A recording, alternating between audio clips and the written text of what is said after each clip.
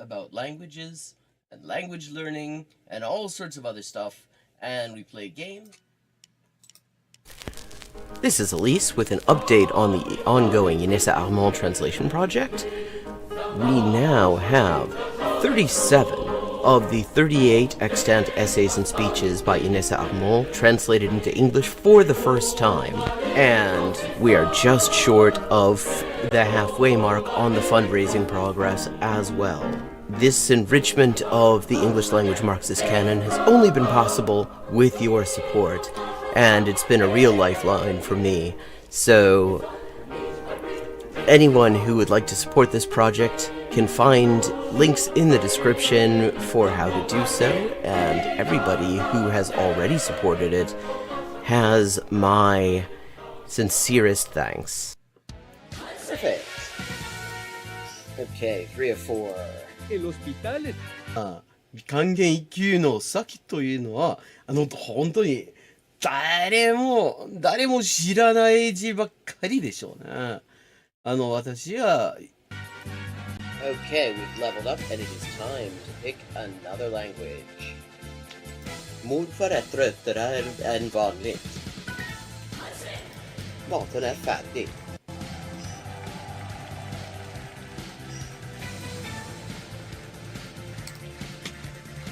And let's see what we're doing when we get back. Greek. We're doing Greek when we get back. Ben neredeyse her gün okula giderim.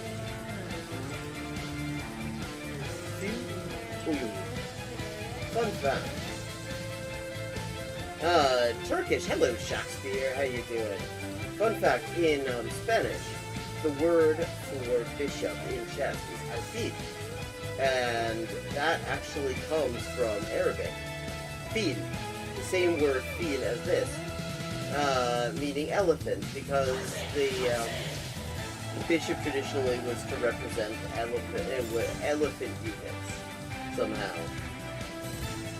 Similarly, in Russian, the word for bishop is squab, and that also means elephant. Okay.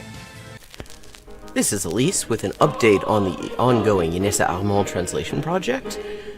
We now have 37 of the 38 extant essays and speeches by Inessa Armand translated into English for the first time, and we are just short of the halfway mark on the fundraising progress as well. This enrichment of the English language Marxist canon has only been possible with your support, and it's been a real lifeline for me. So anyone who would like to support this project can find links in the description for how to do so, and everybody who has already supported it has my sincerest thanks. Ça, ça, ah c'est ça, que c'est ça, non ça, c'est ça. Sol chi sa che nulla sa, ne sa più di chi ne sa. Ecco. Bonjour et bienvenue à Hyperpolyglotting avec Élise. Moi c'est Élise, traductrice, éditrice et écrivain avec 20 ans de travail. Et ça c'est la transmission en direct ou en jeu des jeux, surtout GeoGuessr en dernier temps. Et parle des langues, de la linguistique, de l'acquisition des langues.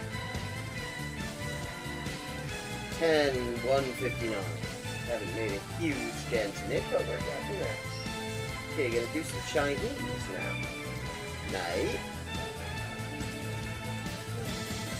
Night. Month. Yen. Yo. 5.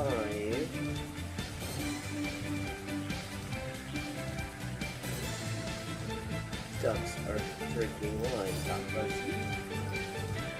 Bamba, okay, Bambas is duck. Okay, I have now leveled up. Let's see what the XP situation is now. 10,340 out of 12,500.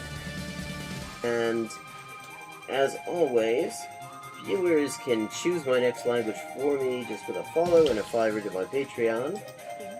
Sotto le frasche del capanno 4 gatti grossi stanno. Sotto 4 grossi sassi, 4 grossi e grassi gatti. Un généreux déjeuner régénéré des généraux dégénérés. Un généreux déjeuner régénéré des généraux dégénérés. Facile. Sì, ecco, la gente... è la cosa che mi dice la gente, sempre che scoprisce che quante lingue parlo. Io sempre avevo l'impressione, diciamo, di che non era così, non era tan così, ma poi, dopo di aver visto qualche poliglota in YouTube, una delle cose che avevo scoperte era giustamente che la metodologia usata da quella gente poliglota che non avevo mai conosciuta prima, era più o meno la stessa metodologia che usavo io. I buy a computer or what? And here's another example. I like to point these out. For this word for or, what sounds vaguely like Hogun and the Hok in Hogun in Korean or Waku in Japanese, and that appears it is the exact same kind of character. Okay, let me see. Un chasseur, ça son chassé, ses chassés sont son chien de chasse. Der dicke Dach. Okay, der dicke Dachdecker deckt dir dein Dach, drum dank dem dicken Dachdecker, dass der dicke Dachdecker dir dein Dach deckt. Hola y bienvenidos al directo de Hyperpolyglotting with Elise. Yo soy Elisa, traductora, escritora y editora y comunicadora social con más de 20 idiomas de trabajo. Y aquí vamos a estar jugando videojuegos, sobre todo GeoGuessr, y hablando de idiomas, la mejor forma de aprenderlo y caleta más. Zwei Zwetschgenzweigen zwitscherten zwei tschechische Schwalben. Tres tristes tigres tragaban trigo en un trigal en tres tristes trastos. Oh, I see. This is Diche Ishai Fui, which means do you want food? But yeah, are you hungry? That kind of thing. How are the boys? Cocine da boy. Posso Milao. Pote. When is it? Proteine.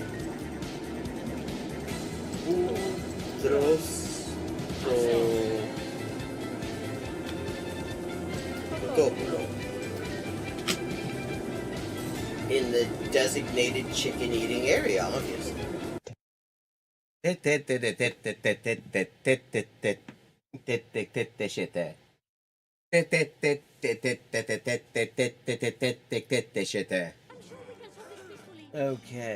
still 3 times I have to defeat him.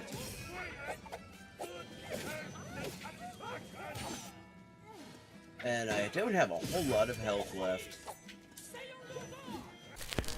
This is Elise with an update on the ongoing Inessa Armand translation project. We now have 37 of the 38 extant essays and speeches by Inessa Armand translated into English for the first time. And we are just short of the halfway mark on the fundraising progress as well.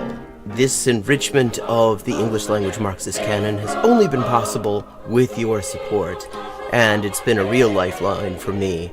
So anyone who would like to support this project can find links in the description for how to do so, and everybody who has already supported it has my sincerest thanks. Monsieur. Livre. Liwe, livre.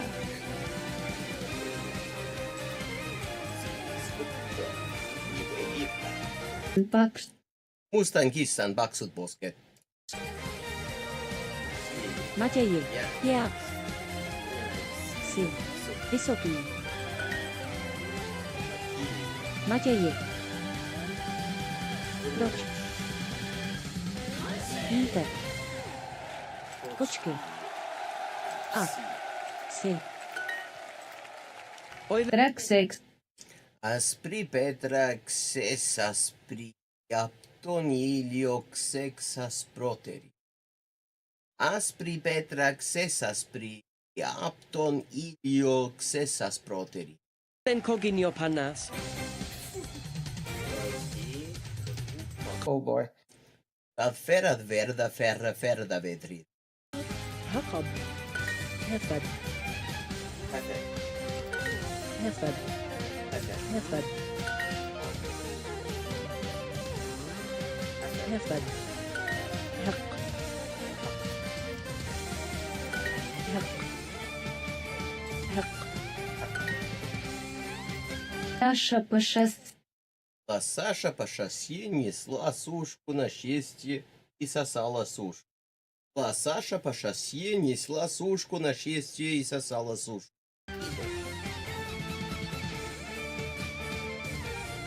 Mwalimu. Ah, this is Arabic. And it's from Mu'allim. Juma ni mwalimu mke.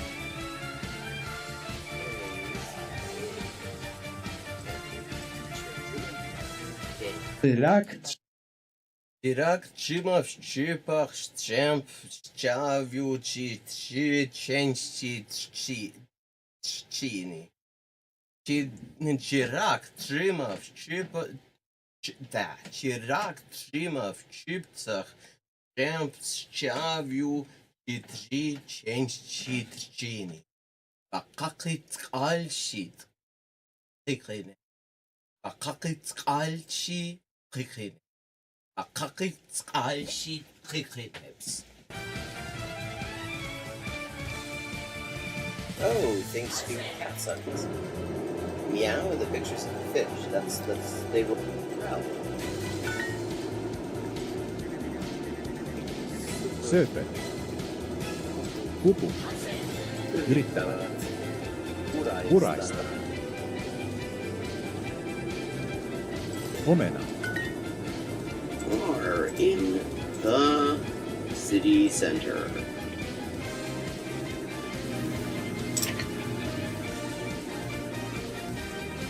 And it's got some interesting aspects to it.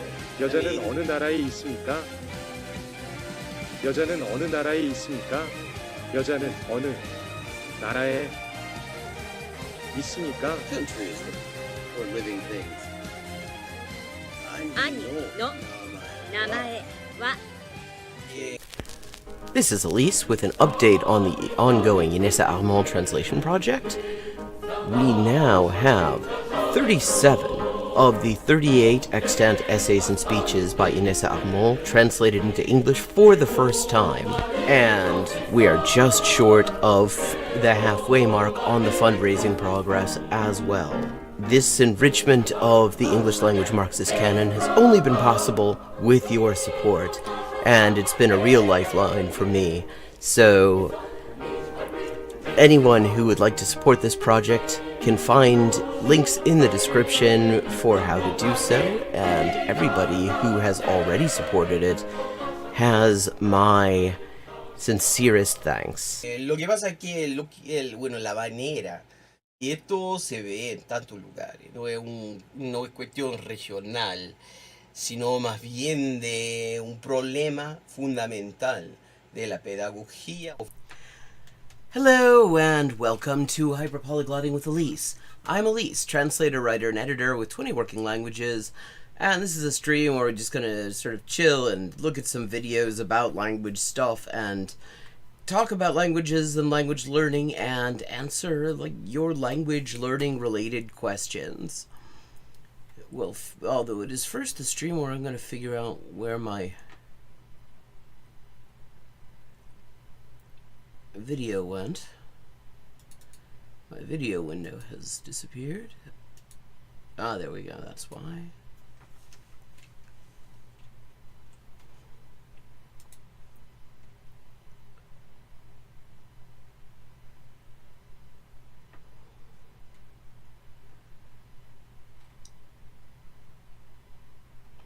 Now, we were yesterday watching a video, an Evil Dia reaction to a video that I was somewhat interested in, so I think we're going to finish that first.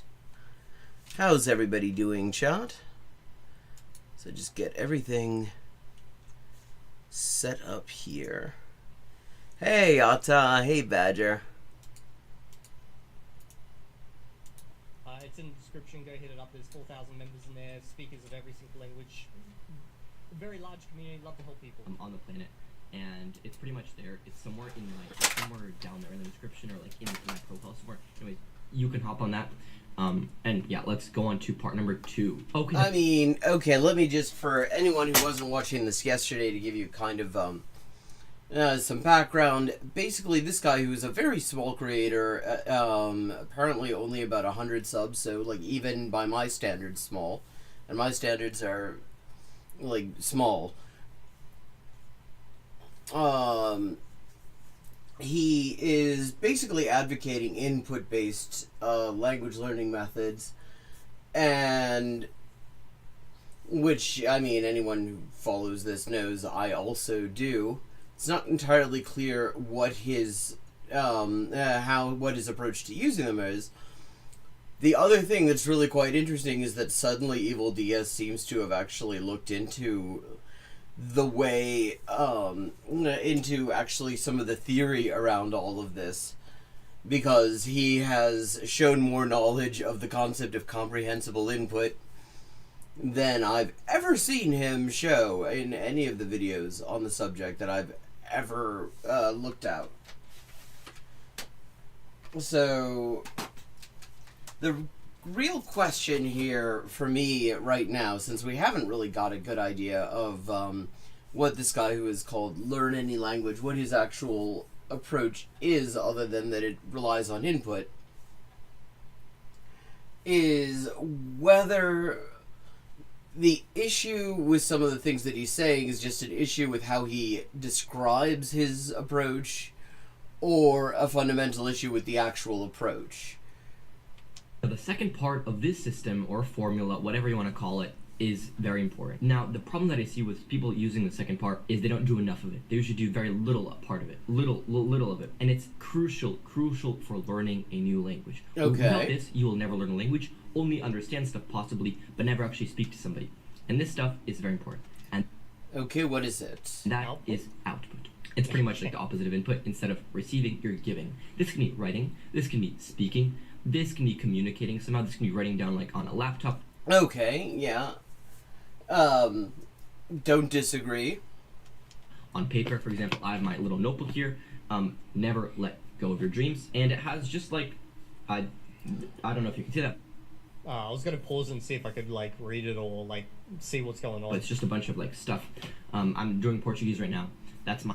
Okay, so he's got Spanish, French, Portuguese, and English. That's his languages. So far, all Romance languages. My 7th language. Then I'm gonna go with Japanese, and that also. And then he's going to go, okay, well, you haven't touched on Japanese. You might have touched on languages outside the Romance family. I don't know, but trust me, you ain't learning Japanese in 4 months. Well, he didn't say he was going to be clear. I mean, this video is called, the video that he's reacting to is how he learned Spanish in 4 months. The other thing is that there are things that he said in the part that we saw yesterday evening that indicate that he is not actually a native English speaker, even though he totally sounds like one. See, okay. I don't know if that was... He hasn't said what his native language is. That language will kick you in the fucking balls. So yeah, pretty much you want to receive... One thing that I thought we might look at, perhaps even just after this, something showed up in my YouTube Rex last night. A Japanese, like, learners podcast type channel. Quite interesting, and I thought I'd just introduce that to you. It's, the podcaster says it's for people who are sort of on the N2, N3 level of the Japanese language proficiency test. So, I guess kind of intermediate. I don't know what that exactly equals to in the Common European Framework, but I think that's probably in the B scale.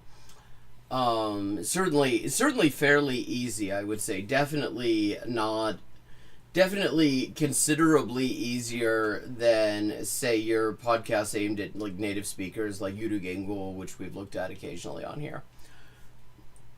And she has interesting topics, so I thought I'd also just sort of show that. And then with that input, you create out. This could be you speaking. This could be you writing something down in a notebook. Okay. Now we understand what is output. Now we understand how to use it and when to use it. So, for example... Well, okay. We don't... I guess he's saying that we're about to understand how and when to use it. You do 15 minutes of input, and then during that 15 minutes, you write down words in your notebook. And then after that, you even do more output in... I mean, okay, not a bad idea. This is... I mean, he was talking about active versus passive input, by which he actually meant active versus passive engagement with input. Like, the input itself is the same. It's how you engage with it. Elmo looks like he's spying on Evil Dia. He has adjusted the relative positions. Now Elmo looks like vaguely disapproving as well. He's looking over Evil Dia's shoulder and is not happy with what he sees. Get down more in your brain, in your Broca's and Wernicke's area, by saying it. Okay, so you're doing input. I mean, also... He clearly has done some neuroscience stuff, because Broca's and Wernicke's areas are two areas that are definitely implicated in language comprehension and production. Wernicke's, Broca's seems to have a lot to do with production and articulation, whereas Wernicke's has to do with things actually making sense. Like, there are two classic types of aphasia affecting each of these areas, and Wernicke's aphasia basically results in what's called word salad, in the sense that, like, the words just don't make any sense. They either pronounce just fine, but there's no connection between them. They have no discernible meaning. Whereas Broca's aphasia is they can comprehend what you're saying. Well, they're parts of the brain named after people who first described them. Wernicke and Broca. You're interrupting your input to take notes of words. That's fine, I guess. I mean, I don't know that that's necessarily interrupting. I mean, it depends. It depends how fast the input is. I mean, if it's slow enough, you could probably make little notes, but I don't think that's necessarily a bad thing. And then you're using those words right away, okay? So you're just talking to yourself. There's nothing wrong with the system so far. I mean, I would have to agree. These are things that I have used in various variations myself so far. I mostly stick to taking notes if it's something actually important. I don't like to distract myself too much from it. And more than taking notes, especially early on, what I personally prefer to do, I think, is actually just sort of repeat it back. Just try to say it, especially say things that I actually understood. I'll do that when I'm watching Al-Mayadeen, and they'll say something that I understand, like Jaish Ihtilal or something like that.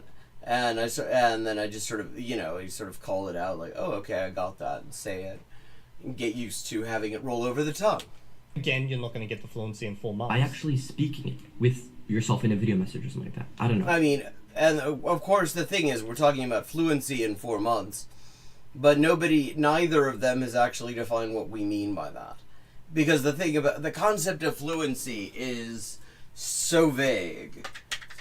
And so you can't really just talk about it without defining exactly, because there's being able to interact in daily life, and there's being able to actually say, do a conference presentation in your field of specialization. And those are two very different levels. Or with some friend that speaks Spanish. You're not giving many details to your specific method. This is I mean, he isn't, but he is just introducing it here. I mean, every one of these things you could talk about at great length. definitely not you specific. Like, this is like every channel talks about, pretty much ever. Okay, so watch out. I mean, no, not every channel talks about this. I mean, but it is true that pretty much every channel that relies on input-related methods will talk about these things. Because the thing is, when you're grouping things around input, when that is the core element that you're trying to leverage, that you're trying to maximize the effect of, naturally it's going to gravitate towards certain things. Pretend you're a baby, which you're not, okay? And then... Well, I mean, and again, yeah, he used that analogy, but he did not actually... What's not clear to me, I said a minute ago, you know, that part of what I'm curious about with this is that, you know, is this guy, is that just a fault in how he describes his approach, or is that an actual, is that a perfect description of an approach that isn't entirely accurate? Oh, I like fountain pens too. Big fan of fountain pens. Oh, by the way, if you want a pen recommendation that is just lovely, one of my absolutely favorite non-fountain pens, it is the Tool Rollerball type pen.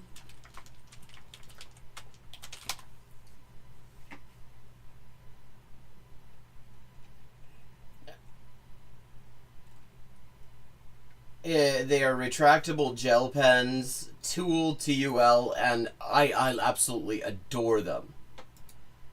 They just write so beautifully. They write, I mean, like, they are optimized with, like, Western users in mind, but actually I find when I write Japanese in them, it comes out beautifully as well.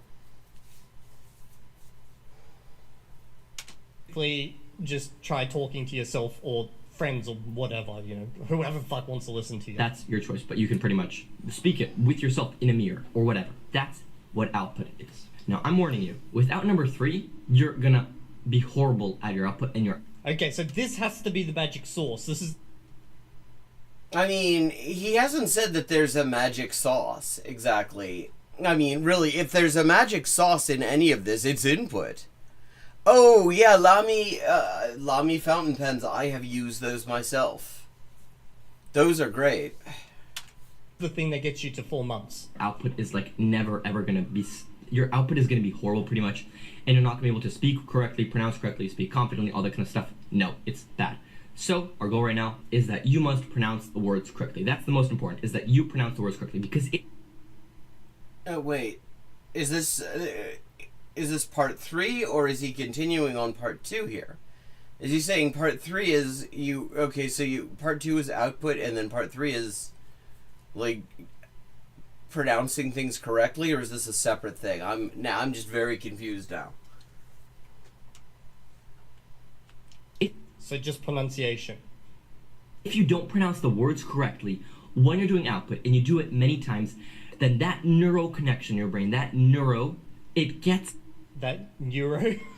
Okay, I understand what you're getting at, and actually you are correct in the fact that you should actually focus on getting your pronunciation down pat before you start doing too much output, because of... I mean, I disagree completely with both of them. First of all, fossilization is what he's talking about.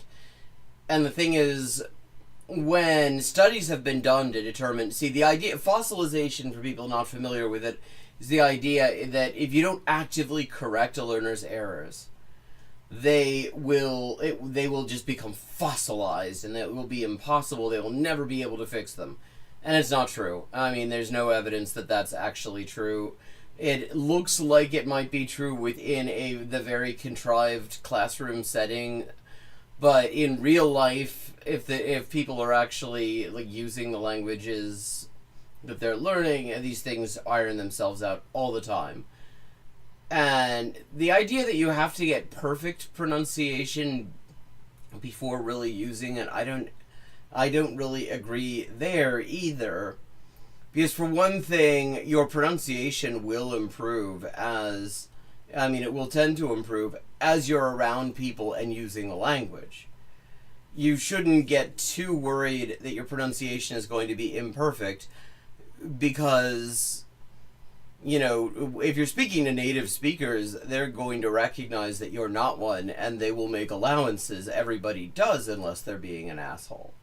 Obviously, you don't want to get into a stage where you have to go back and repair your output down the track. Now, That isn't actually as much of a problem as you think. And the thing is, like, this happens with our native languages too, you know. I mean, people will spend their entire lives misunderstanding a word, misunderstanding an expression, misusing it, and then and then something happens and it's like, oh, that's what that meant. Oh, okay. And then it's easy. You just stop using it that way, and you use it the way that it, to mean the thing that it actually means. I mean, this is often presented as this big fucking tragedy that's extremely difficult to do anything about, and it isn't. I mean, people are constantly revising their way of saying things in their native languages, in other languages. It is not a big deal. people talk about fossilization, and fossilization exists to a degree as long as you allow it to exist. You can always go back and improve things, but it is probably better to... I mean, the thing is, the whole point of the concept of fossilization is that you can't. The whole point of the concept of fossilization is that supposedly, if you're not constantly interrupting your students to correct them on relatively trivial and communicatively irrelevant aspects of pronunciation or syntax or something like that, that there will be no correcting it later on. The minute you say that actually you can go back and fix things, which is true, you've already obliterated the concept of fossilization, which is exactly what it deserves to have happen to it, because it's not a thing. On getting your pronunciation down pat at the beginning as much as you can before you move too far forward. Like, don't just go straight in with English pronunciation. Oh, I mean, I would agree with that, but I would also say, like, we should not overstate exactly what level of, pronunciation you're going for. It should sound, you get it as close as you can, and then you listen and see if it's actually... maybe you engage with native speakers or with people who are fluent speakers and see if you are getting your meaning across. If you're getting your meaning across, then that's a pretty good start at the beginning, especially because you're not going to be able to say much anyway. Chinese, you'll hate yourself, okay? Terrible idea, don't do that. But this doesn't lead to fluency in 4 months. So far, you've... told me, go watch a whole heap of TV, practice words from those TV shows, but make sure before I do that, I know the pronunciation of language. This is pretty standard, run-of-the-mill, boilerplate recommendations for learning a language. Locked in the incorrect phase, and it's hard to rebuild that habit. It's like going into a bad habit and it's hard to get out. Just like you're saying the same words over and over again, it's hard to get out of that habit of saying this word wrong into saying it correctly. That's hard. So I don't find it so. Maybe for some people it is. Maybe it kind of depends on what kind of word it is and other things. I have literally never found it so. You want to fix... I've had it happen, and I think probably this is something that happens to a fair number of people, native speakers and not. That there are words in Japanese that you encounter only in reading. You only ever see them in reading. And so... you guess at the pronunciation based on certain heuristics that everyone relies on. Like, if you got two kanji next to each other and there is no okurigana, no kana sticking that is definitely attached to it, that is probably going to be onyomi. And so you go around thinking that the combination of chu as in naka and shin as in shintai or mi, like body, is pronounced chushin, when in fact, because you've also never heard somebody, say it in conversation, and then it turns out it's nakami. And the minute you know that, it's like, oh, okay, it's nakami. And it just clicks, and, you just move on with your life. It isn't that hard.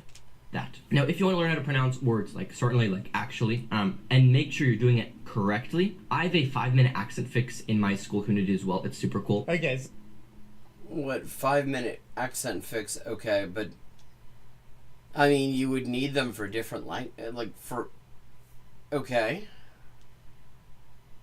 Not really sure how this is going to work. so he's basically selling his course. I'll go check out the course in a second if I can even gain access to it. A 5-minute fix. So I'm guessing it's just a video of you telling them to do shadowing or something like that, because like the fix actually, if you want to do this properly, is to get a native to correct you at the beginning, which you, as a non-native of many languages that potential students will come to you with. I'm still curious. He has still not really said what his native language is, except that it's not English. Won't be able to help them. You can recommend things like shadowing and stuff, which does help, but truly at the beginning, if you really want to focus on this, you want a native to like pick on your accent, or not your accent, your pronunciation of certain words. Let's go on to number 3. I mean, I don't really think picking on is necessarily a great thing. And one of the things that sort of is a bit annoying about a lot of the way the discourse around input-based methods proceeds, including in Evil Dia's context, is that the only input-based method that really, the template for all input-based methods is kind of treated, ALG, automatic language growth, which is a very specific method. Dreaming Spanish does a version of it, but it is by no means the only input-based method. I mean, what he's talking about is already a different input-based method, but then there are like classroom-based input-based methods. We've looked at some on previous streams a while back.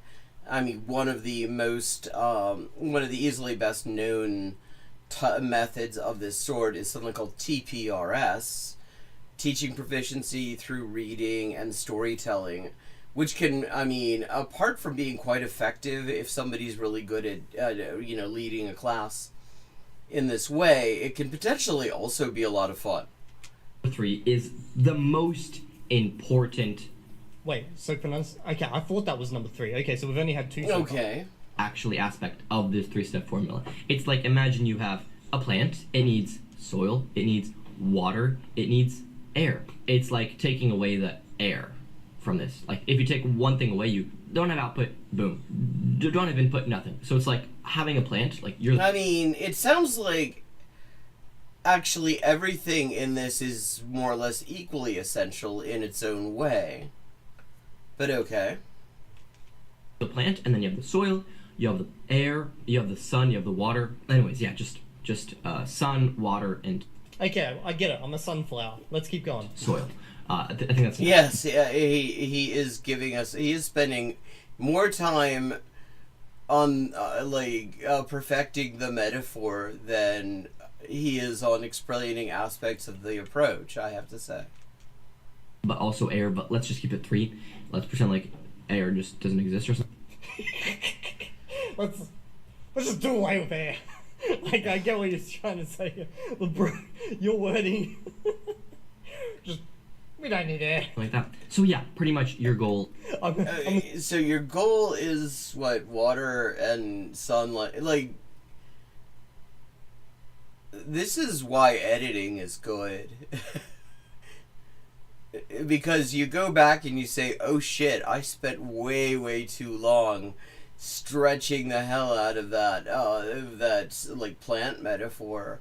Maybe I didn't need to do that. Okay, I'm cutting this section. A sunflower without air. Okay, cool. Is to acquire all 3 and focus on all 3. Part 3 is the feedback loop. Okay. Feedback loop. Okay. I mean, I feel like that is inherent in the other things, but fine. Okay. Maybe this is what he means by learn like a baby, because obviously they get feedback from their parents and people around them. Now, the feedback loop is the most important because, as I said earlier, if you say it incorrectly... I mean, I assume that what he meant by learn about like a baby is what most people mean by that, i.e. relying very heavily on input, particularly early on. You will get the locked pronunciation wrong in your brain, and I'll tell you exactly how to use it, exactly when to use it, where to use it, and some examples of it. So, how to use it. First of all, you want to find somebody that can check back on you. See if you're saying it correctly, if you're pronouncing it correctly, find a friend, find a tutor, find somebody that can help you with that. Okay, so Okay. Although I would say, like, active correction can actually get in the way of the rest of the process. There are other ways that you can do this. There are other ways that you can get feedback on pronunciation. One of the obvious ones, I mean, I think that this is a great one, I find, is to get an audiobook in your target language. Doesn't have to be anything really complicated. It can be anything. Because for these purposes, we're talking pronunciation. And you get the ebook as well. And you can you follow on as you're listening to it. Because then you're hearing a native speaker who is also a good public speaker, a good, reader out loud of text, pronouncing the words. And so, if your understanding of how something is pronounced does, will occasionally be challenged by the way the person listening, the person doing the reading that you're listening to, is doing it, and then you're actually sort of adjusting your understanding of how things are pronounced, not by being interrupted while talking, but by having it be corrected in real time as you're listening to a thing. I mean, I find that extremely useful. so far we've got get a whole heap of input, practice with yourself, and have someone who checks you and your pronunciation. These recommendations aren't bad. Obviously, your wording here is not the best, and you've missed out a lot of important information. But the recommendations aren't bad. Yeah, I mean, he is speaking in extremely broad strokes. Don't lead to 4 months fluency, though. Also, another great way that you can do a feedback loop is by YouTube. This is called a mirroring technique. Okay, so mirroring is a technique in which you pretty much, it's two steps. See, okay, so he does edit. I just feel like he could have edited a lot of the flower thing. Let's just make this simple as possible. I like simplicity. I don't like complex, advanced, stuff like that. I like when stuff are simple, when somebody explains it to me simply, and yeah. So pretty much. Yeah, because that's how. I mean, one thing that I get off of this is he's really not used to explaining these things to people exactly. I mean, just the whole way that he talks, it feels like he is, hey, Riveroon, he's talking about this as if it's the first time he's ever explained this to people. Which is not, which again is not a fault of his method. That is just a thing. I mean, especially if, I don't know, he isn't necessarily working from script. Like, that whole thing around the plant metaphor did not feel scripted. That felt like he said it, he wasn't sure if it worked, he kept on modifying it. Yeah, Riveroon, absolutely. I mean, if the audiobook is any good at all, it will give the name of the reader. And a lot of the time, the readers of audiobooks, especially like major audiobooks, are, professional voice actors or actually, on-screen actors as well.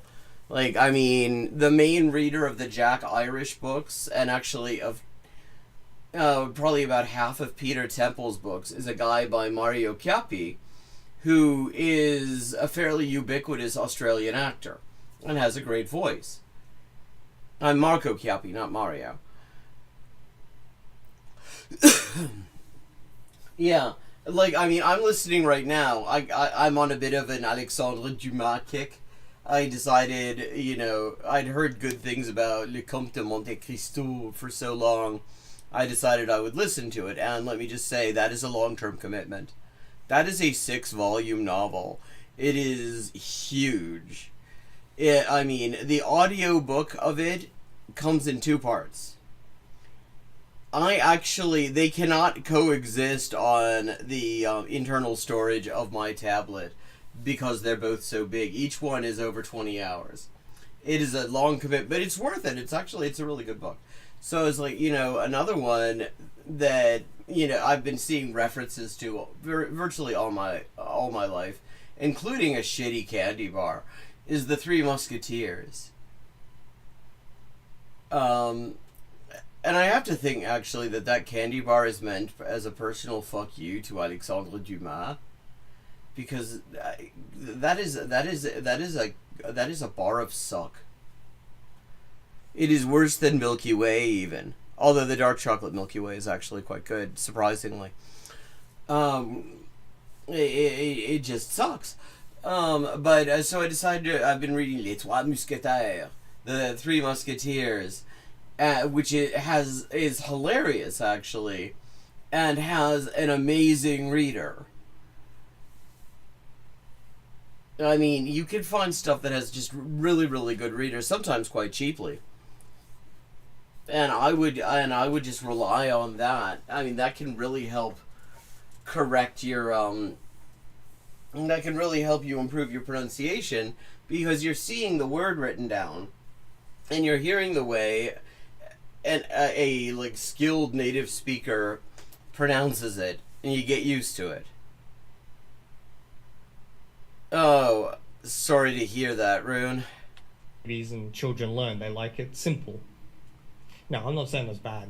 You do step one is you find a YouTube video or some source of input, and step number two is you pretty much what you do is you copy exactly how they're saying it, what they're saying.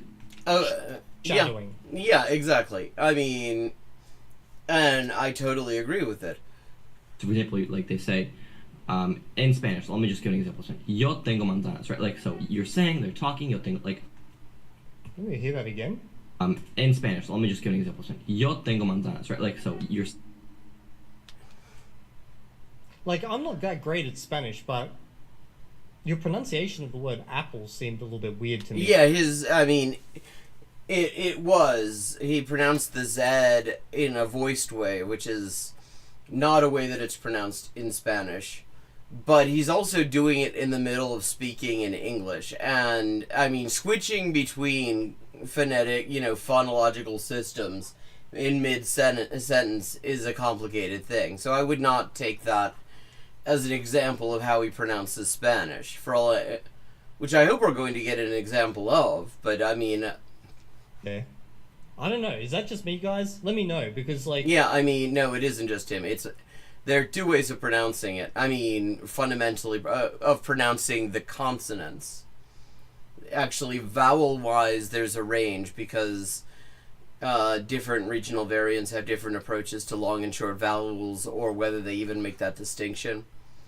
But, I mean, it's either manzana or manzana, but it's not manzana. Like, I understood it.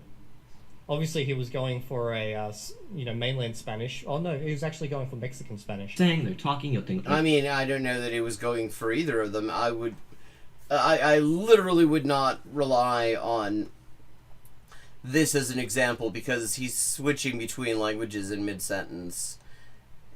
I would want to hear him actually just speaking off the cuff in Spanish to know. Easy Spanish, an example. They're talking, you pause it, and you copy exactly how they're saying, exact intonation, everything exactly the same as how they're saying it. Yeah. Now that... I mean, this is a method I've definitely relied on myself. And it is quite correctly called shadowing. Right. Mirroring is very... I will say, like, I was really surprised at how good the dark chocolate Milky Way is, because of how shitty the regular Milky Way is. Like, I would, at Halloween as a kid, always trade away Milky Way, because there's just nothing in them. It's like a Snickers that somebody forgot to put the fucking peanuts in. Very powerful form of feedback loop. And this is a very good method, assuming that you can pronounce the language. Except you're not really getting the feedback loop, but you're kind of like feedbacking loop yourself. Because, of course, you need somebody else to look at you. I mean, the feedback there that you're getting, I mean, it isn't explicit feedback to you, but it is helping you mentally model the sound that you're trying to make, which can be very useful. And, yeah, and that's pretty much it. That's like the 3-step formula system that I use. Pretty much, yeah, I gave you all the examples. Yeah, I mean, I don't really know how to end a YouTube. Yeah, okay.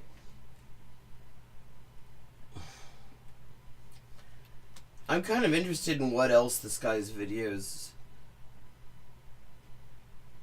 hang on here.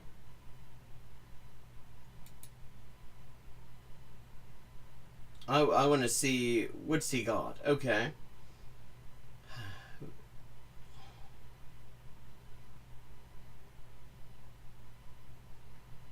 I'm gonna look at another of his. It's called "It Sucks, but It'll Make You Learn a Language 10 Times Faster." He's only got, like, I mean, it says 21 videos, but I only see 2 here. I guess that includes shorts.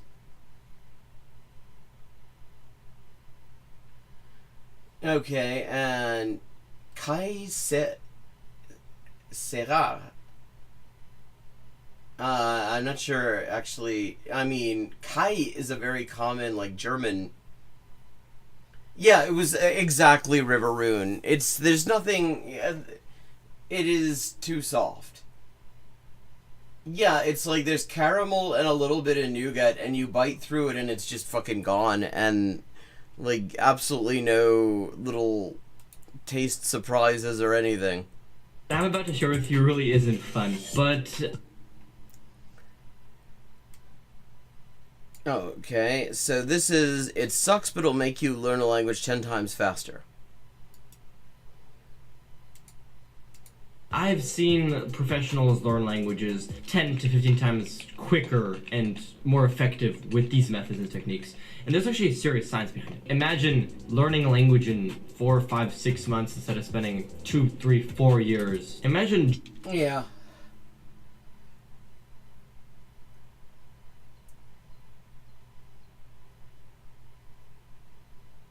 Yeah, in Esperanto that comes from Greek, although in Greek it's pronounced "ke."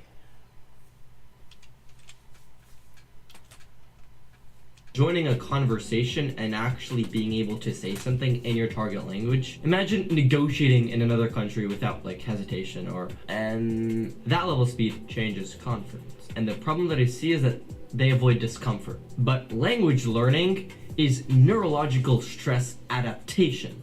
So, okay, I've never heard anyone call it that. Learning languages is not fun. It could be. Is it not? I mean, I have to say, maybe I'm doing it wrong. I have gotten pretty good results, but I find it a lot of fun, actually. But usually it's not, because your brain is changing, and it's hard. It's tough to learn. Your brain, the thing is, yeah, your brain is changing. Your brain is constantly changing. Your brain is in a state of constant change. Everything that goes on around you is changing your brain a little bit. A language. If it feels easy, then you're actually not growing. Actually, from what I saw, the moments in which a person was most stressed and most like, this is so hard, is the moment that they had the most breakthroughs and biggest... I mean, the wild thing about this statement, I have to say, is that it is, like, stress is demonstrably not conducive to language acquisition.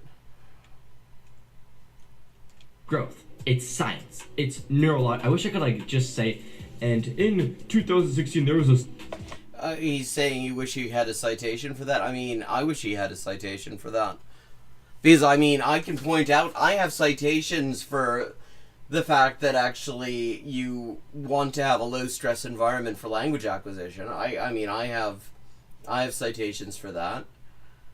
So I would want some citations for the contrary. There was actually a study done in 2017 by the National Center of Biotechnology Information, and okay. Pretty much what it said is that if you're learning a new language and building new neural What's the study called? pathways, then it is going to be difficult and hard. But it does make you smarter, improves your focus, helps your memory, and all that kind of cool stuff. Okay. But that doesn't sound like a directly relevant study, actually. That sounds like, I mean, yeah, there have been a number of studies on, like, the benefits of learning languages. Absolutely.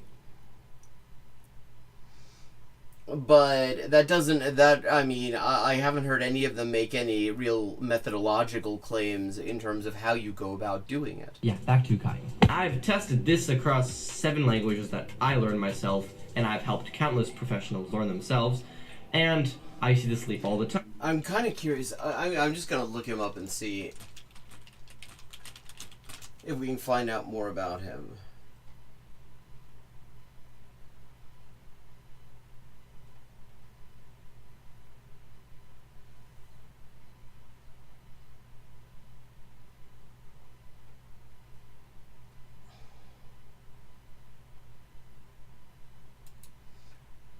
I mean, for one thing, I'm very curious. Okay, Zlatan Kaitseral wait. Zlatan. Is that his first name? Oh, because that would be former Yugoslavia. That would be a very Serbo-Croatio-Bosnian sort of name.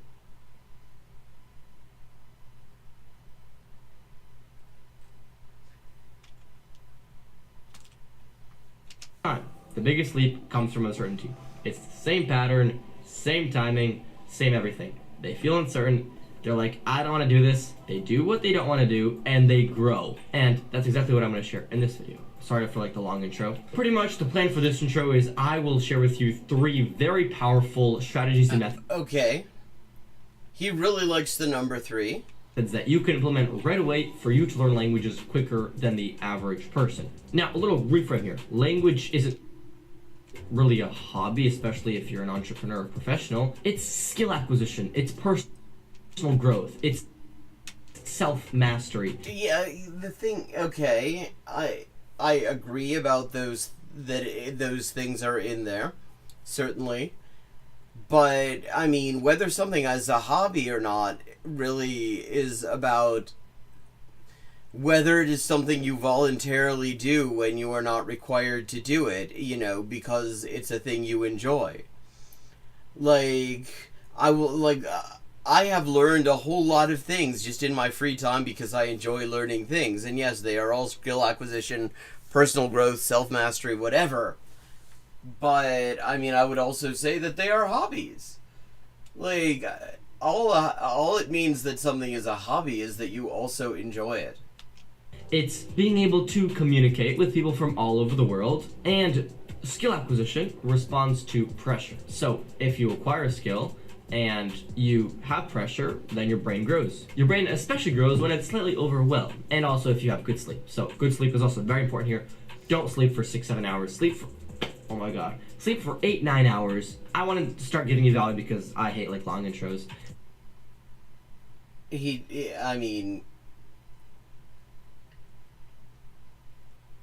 hates the long intros, but he's certainly, that's unfortunate. That's tragic on a certain level because he's very good at long intros. This thing has more prefaces and forewords than any modern edition of the Communist Manifesto. And yeah, let's do this. So the first mechanism or technique, well, it's not really a technique or a method, it's more of a mechanism, a thing that you can implement. I'm going to be breaking the mechanisms into what it is, why does it work, and why does it matter. Okay, I mean, I like the concept of talking about this in terms of mechanisms. Because there are mechanisms that you, when you're acquiring languages and doing it effectively, that you are, in one way or another, making use of, you are leveraging and stuff. And really, when we talk about method, we're talking about the most effective ways to manipulate those mechanisms for a particular result. But, okay.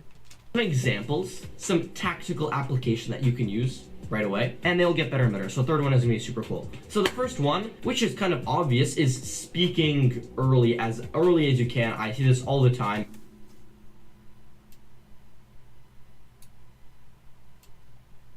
Okay. Output pressure actually is not something that is particularly helpful, it turns out. Because the thing is, speech is something that emerges gradually anyway, and it takes a while to be able to meaningfully produce output. Now, once you get to the point where you can actually start, spontaneously making utterances in your target language, then, I mean, it's a good idea to do a lot of it, because you just get used to it. But, yeah. I mean, I feel like he does not. He's working from the absence of a script.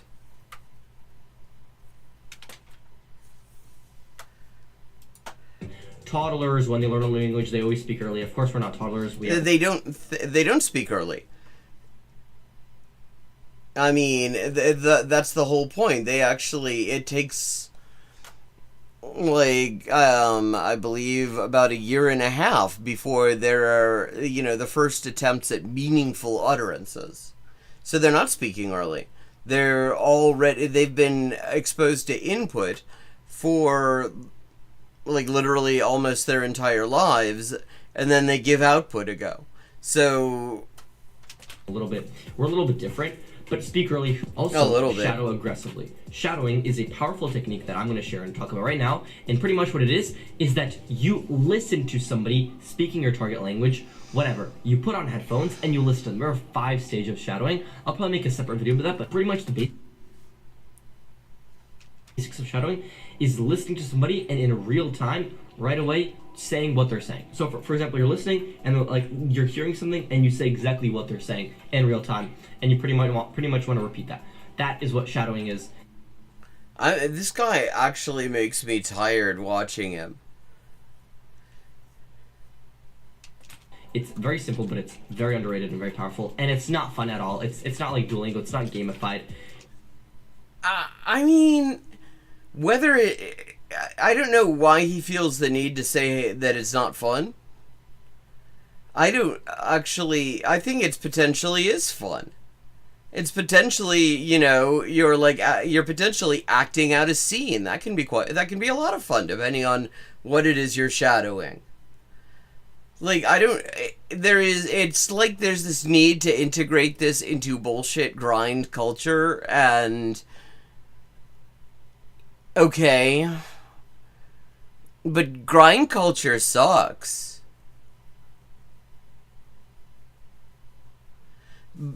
Speaking of grind culture sucking, I am going to demonstrate my contempt for grind culture by having a bio break now.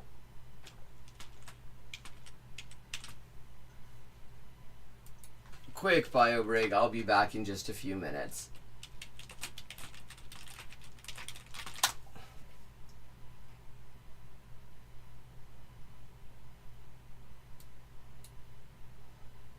Hi, and welcome to Hyperpolyglotting with Elise. I am Elise, translator, editor, and writer with 20 working languages, and this is where we talk about languages and language learning and all sorts of other stuff, and we play games. This is Elise with an update on the ongoing Inessa Armand translation project.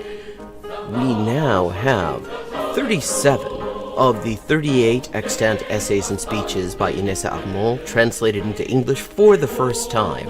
And we are just short of the halfway mark on the fundraising progress as well. This enrichment of the English language Marxist canon has only been possible with your support, and it's been a real lifeline for me. So anyone who would like to support this project can find links in the description for how to do so, and everybody who has already supported it has my sincerest thanks. Perfect. Okay, 3 of 4. 還元1級の先というのは本当に誰も知らない字ばっかりでしょうね。私は Okay, we've leveled up and it is time to pick another language.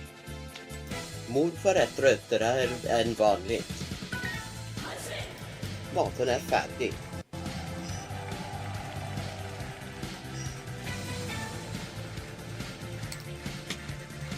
And let's see what we're doing when we get back.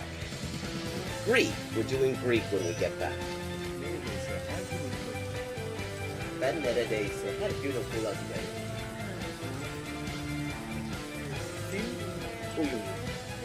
Fun fact.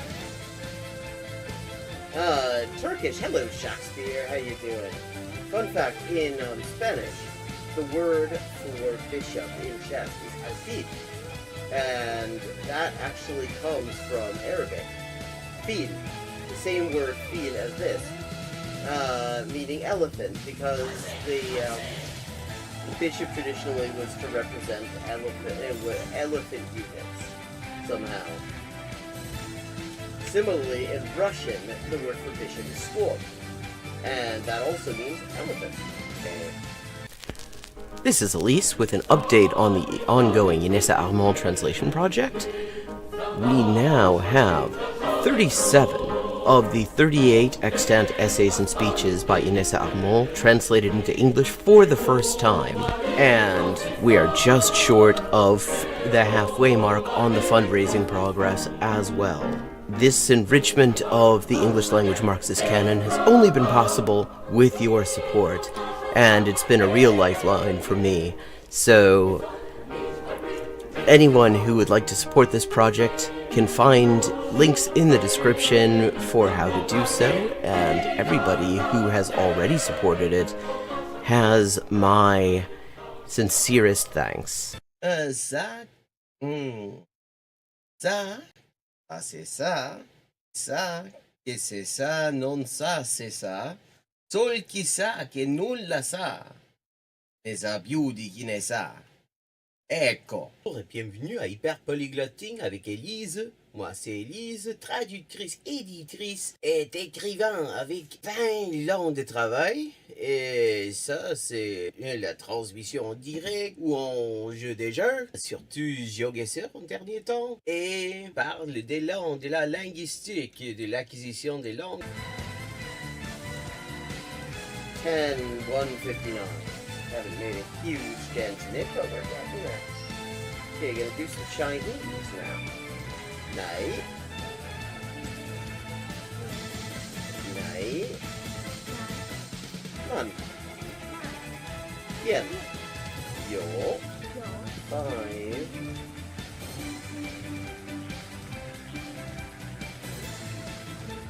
Ducks are drinking wine.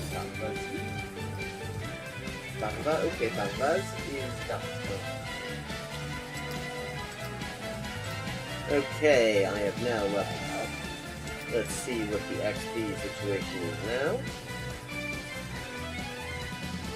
10,340 out of 12,500. And as always, viewers can choose my next language for me just with a follow and a $5 to my Patreon. Sotto le frasche del capanno 4 gatti grossi stanno. Sotto 4 grossi sassi, 4 grossi e grassi gatti. Un généreux déjeuner régénéré des généraux dégénérés. Un généreux déjeuner régénéré des généraux dégénérés. Ah sì, sì, ecco, la gente... è la cosa che mi dice la gente, sempre che scoprisce che quante lingue parlo. Io sempre avevo l'impressione, diciamo, di che non era così, non era tan così, ma poi dopo di aver visto qualche poliglota in YouTube, una delle cose che avevo scoperte era giustamente che la metodologia usata da quella gente poliglota che non avevo mai conosciuta prima, era più o meno la stessa metodologia che usavo io. I buy a computer or what? And here's another example. I'm back, and yes, he does.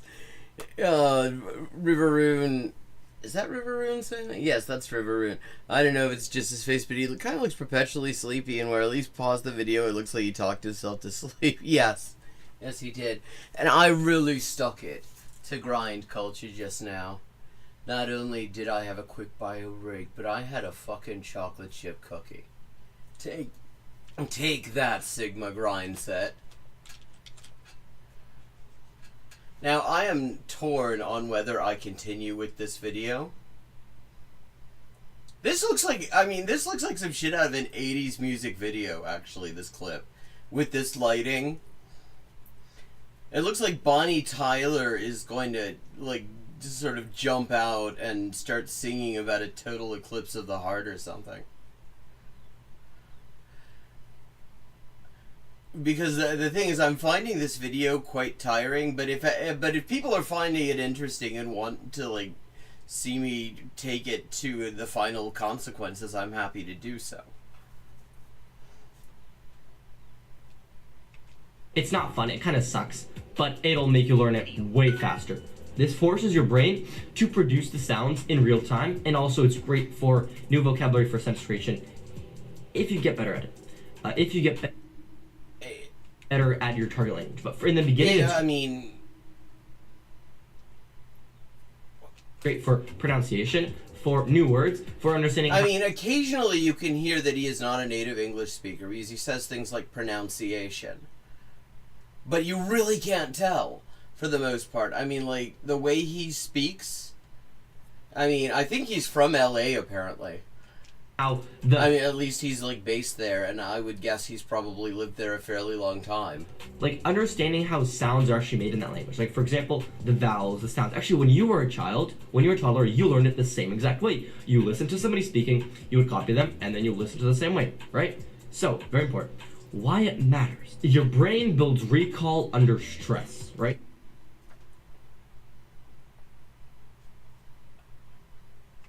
So you're kind of like listening, you're stressful because you want to say it quickly. It's stressful, it's not fun, but it sucks, but it's good.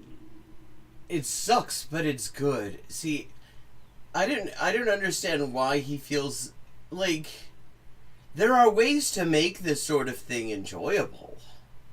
Why not talk about that? Like, this is just, like, discouraging people. Well, I mean, I guess the idea is that if you say that some aspect of it sucks and it's no fun or whatever, that makes you seem more serious. Like, he's got a suit jacket on as well here.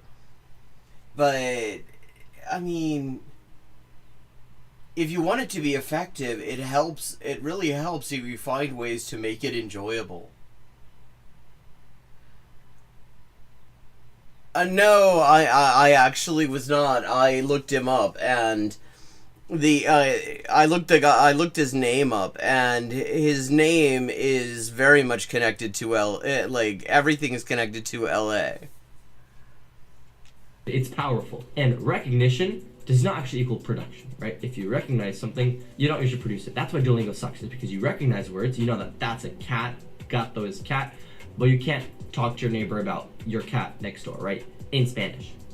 It's recognition, it's not mastery. That's the problem with all these apps and all these courses and all that. I mean, that kind of stuff. Is you're focusing on recognition, not on mastery. Our goal is mastery here, not recognition. This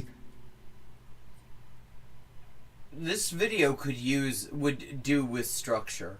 Structure would make this a much better video. Like, I think he has some worthwhile things to say, but it is done in such a random way. It really needs an editor. matters because you will master the speaking. And I say this when he clearly has done editing, because look, I mean, he's done these things here. Master the pronunciation. And personally, like, for example, I'm learning Portuguese right now, right? It's my 7th language. And I'm pretty good at it. I mean, it's been 20... Yeah, Atta, exactly. It's like, it's this whole no pain, no gain bullshit. I mean, it's such nonsense. Like, it's, to me, if you're suffering and it's unnecessary, like, you could actually achieve the same goal without the suffering, then why would you do it with the suffering unless you actually just have a thing where, you know, you, like, low-key enjoy suffering? Like, I mean... days and I'm speaking with people, they're like, oh, from what state are you? From Brazil. And one thing that I did from the beginning is right away from the beginning, I focused on the sounds. From the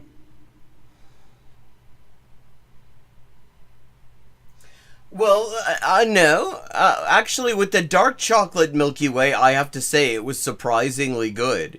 It's regular Milky Way that sucks, which is why I did not expect dark Milky Way to be any good either. But dark Milky Way is like an opera cream. And I like that. It's just when you put like that milk chocolate bullshit around it. Yeah, that's what I just heard.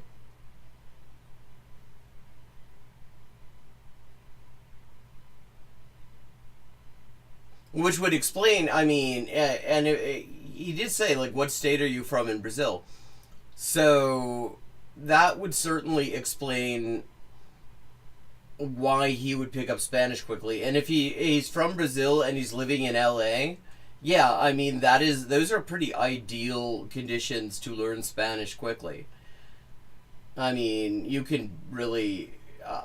I haven't spent a whole lot of time in LA, but you can basically speak Spanish everywhere in LA, and you can get by just fine, because that is one of the absolute main languages being spoken there. The individual sounds when I was shadowing. So shadowing, I shadow something throughout a listen. I put on these headphones I have in this bag right here, and I would just listen through everything through, right? Listen and then speak in real time. And that was very, very, very powerful. That was crazy cool.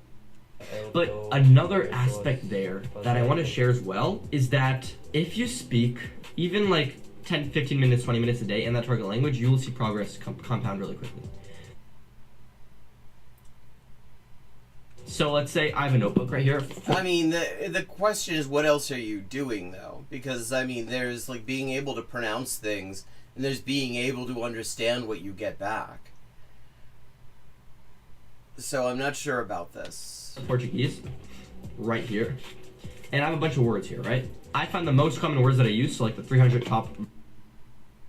La inteligencia artificial está mejorando nuestro proceso.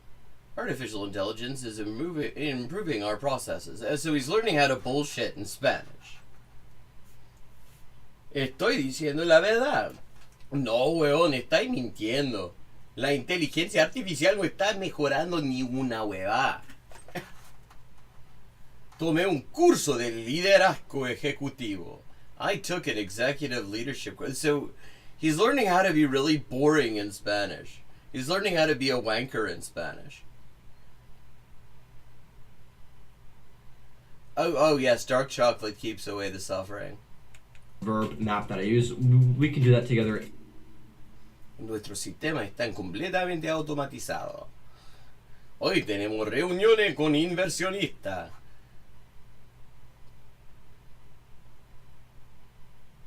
If you're interested, you can book a call. We can create your 300 word phrases together. So I created those 300 words and I would just say those out loud, create sentences, speak them 15, 20 minutes a day.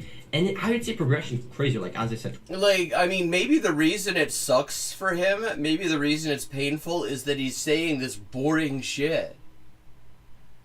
Like, find something fun to shadow.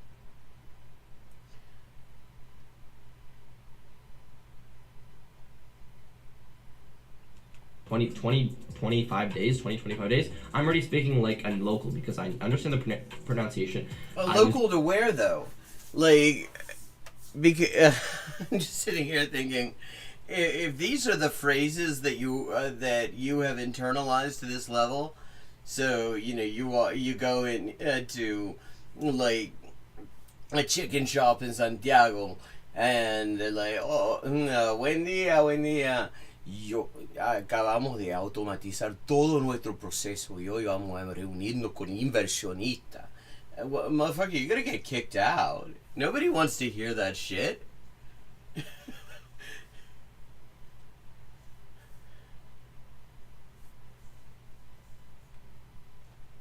Pendejo with an E. And fun fact, in Chile, pendejo just is often just used to mean kid. Doing the shadowing, this is only one part of the 3-part mechanism. Just wait, not 3-part mechanism, but it's 1 mechanism, 2 mechanism, 3 mechanism. They're kind of separate. They're all cool. Because look, even his music is telling him to wrap it up. People who only listen and don't shadow understand, right? They're good at the skill of understanding. They're good at the skill of comprehension, right? We have comprehension, which is absolutely key. I mean, if you've gotten to the point where you can comprehend, I mean, that's that's crucial, and actually puts you in a much better position to produce. Because the thing is, like, it is possible to have an excellent pronunciation in a language. I'm very good at picking up pronunciation, even in languages I don't know. And the result of that is that people assume I'm way better at certain languages than I actually am, and I will get stuff back from them. They'll talk to me assuming the level that they assume based on my pronunciation and stuff, and I won't understand a word of it. It happens to me in Turkish a lot. We understand we have composition, what we create. Comprehension will understand composition, how we can take an idea from here into a thought or a writing. So we take that comprehension. This is exhausting. Listening to this guy is like having a treadmill where, for some reason, the acceleration button, it won't stop being pressed. Like there's something stuck on the acceleration button is stuck down. So every time you think you've got the pace, it's already going faster, and then eventually you just sort of get eaten up by the running belt. And you're good at comprehension if you listen a lot. But the problem is that people listen too much and they don't speak anything, they don't have any output, so they suck at composition. So here, an example would be literally 15 minutes of daily forced output. It sucks, but it's very powerful and it'll get you way quicker there. You can just... 15 minutes of daily forced output sounds like a colon health program. Literally 15 minutes, record yourself, speak to the cameras like I'm doing right now, but in your target language, or a phone. I do video messages, I will say, he has amazing hair. Speak to the cameras like I'm doing right now, but in your target language. Trapeza.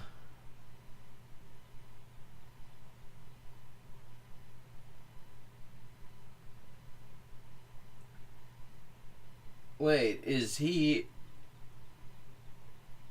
in Serbia? Or a phone. I do video messages, I do voice messages. Something very effective that I found in learning a new language. Yeah, I mean, he's not in LA. I play GeoGuessr. I'm good at GeoGuessr. Those are not LA signs. Like we've got a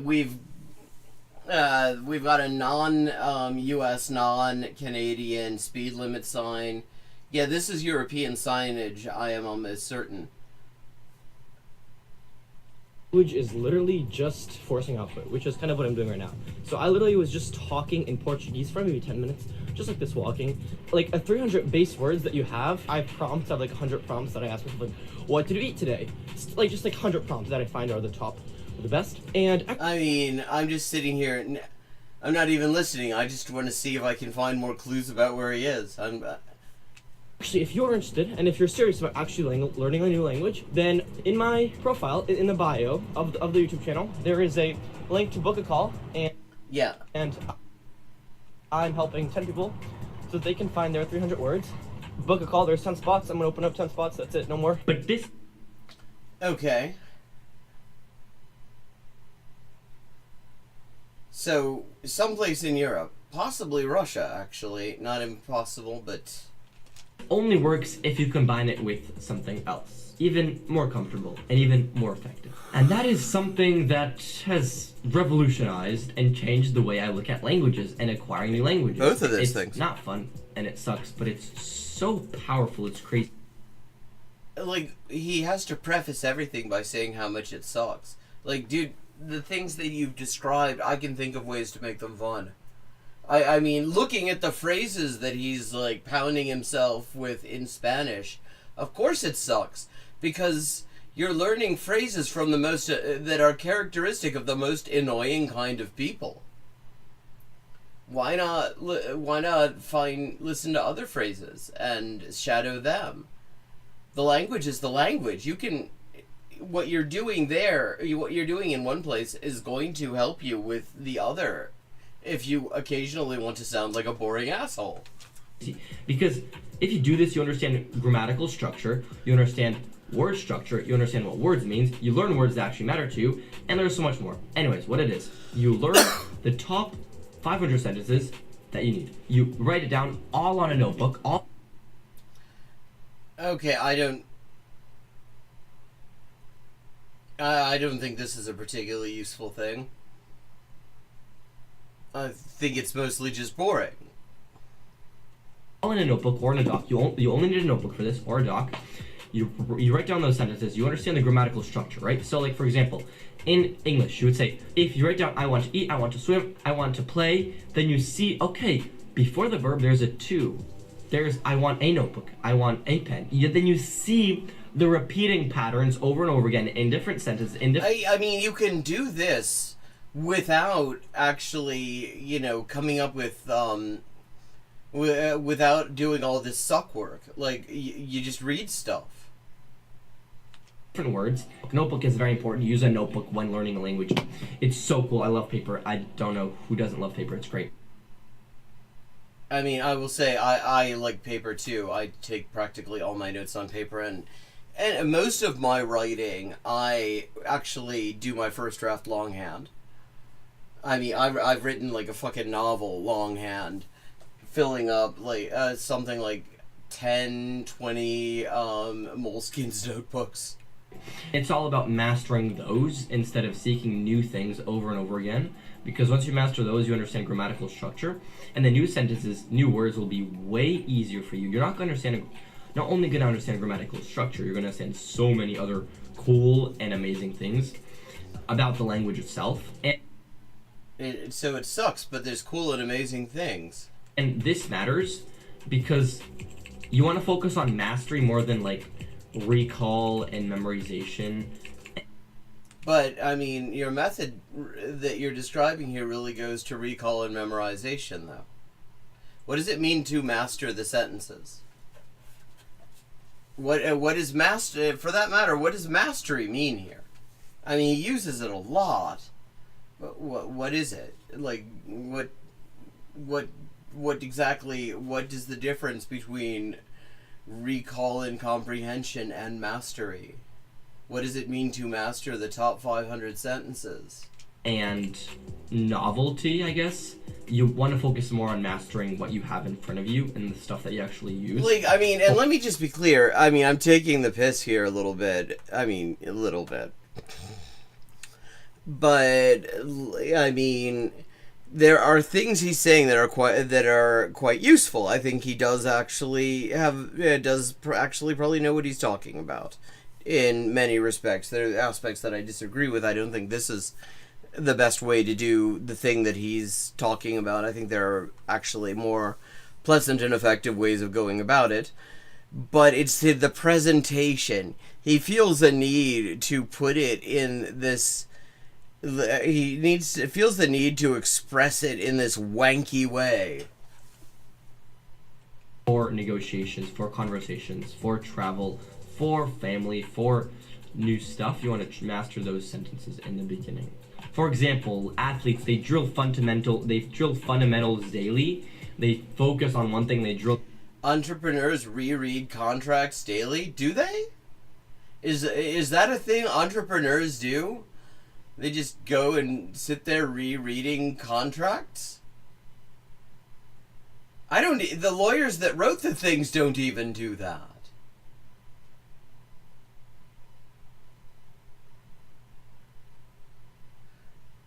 Like, why the fuck would they reread the contracts daily?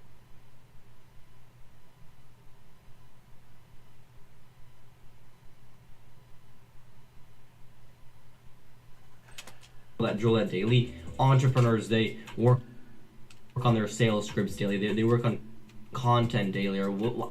Yeah, maybe they work on their sales scripts daily, but they don't reread the fucking contracts.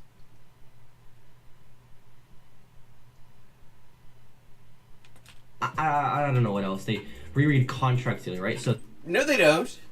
Why would they do that? Like, what would be the point? They reread that, or they rewatch something, and your goal is to as well reread and rewatch all of this.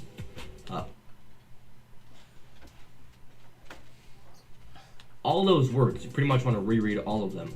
And I did this as well when I was learning Portuguese. I want to do this with Japanese next.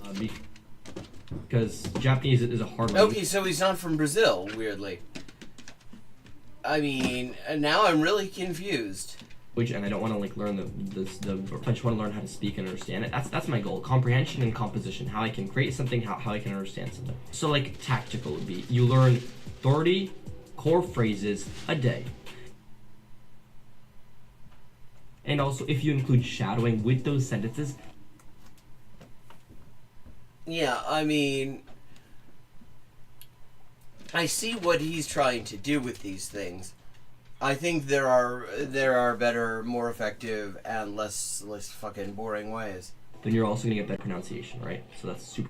That's like a powerhouse right there. And you want to drill it until it's like a reflex. But the problem here is you want to drill it with a proper pronunciation. Like Forvo is a great. I mean, that is a very ironic sentence in which to mispronounce pronunciation, which is wild because I mean he's not a native English speaker apparently. I mean you can tell he isn't because he says pronunciation apart from everything else, which is a form of overcorrection error that people get because they're used to the word. They're not used to this weird ounce in it.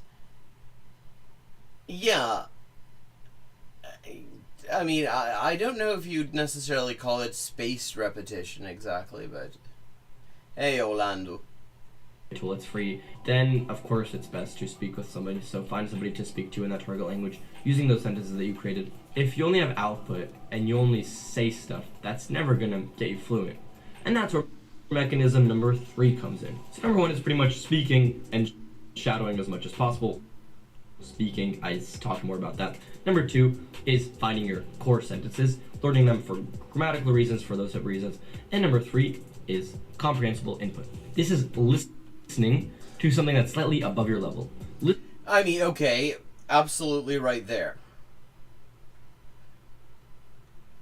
Listening when you understand 70%, and learning and listening to that kind of stuff. And just to make this quick, I hope I'm not wasting your time. By the way, like just be honest in the comments. And like, did you find this useful? Like, I mean, what if I'm just making content and people are like, oh, I knew all this already. Anyways, you want to go. I mean, I feel like he actually does have something to offer in terms of like ideas around language acquisition. There's a lot of stuff that he advocates that indicates that he really does actually know something about this. I'm sort of making fun of the video itself because I feel like it could have been edited down to a third this length without actually losing any of the points he's making because there's a lot of random interference. But okay, I'm gonna switch over. We're gonna look at some other stuff.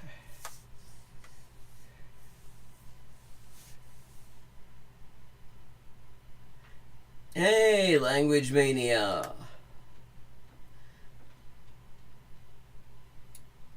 Reverend says, I already shadowed and memorized lyrics when I listen to music repetitively, but the comprehension of a new language would have to come first, right? I think the two things, I mean, I will say, it seems to me, I mean, it probably is better if you're comprehending first, but I don't feel very strongly about it. Because I listen to a lot of stuff in Arabic, and I don't understand most of it. But I'm picking up the words as I go. I'm understanding how the words are coming together. And then I go back and I look at, and there are versions with English subtitles and stuff, and it's like, oh, okay, that's what that means. And a lot of the time, I will also have it happen that something clicks. Like, I will actually realize what a word actually means. Okay, now this is a Japanese learners podcast called Otsukare Japanese that I just showed up in my recommendations last night. I had a look at it, a different video of hers, and I thought it was quite interesting. Probably worthwhile for some input that isn't too challenging but is interesting. So I am going to have a look. This is 日本の G 世代のスラング Top 10. Top 10 Japanese Gen Z slang words foreigners don't understand. And also probably Gen Z people, Japanese Gen Zers' parents probably also don't understand.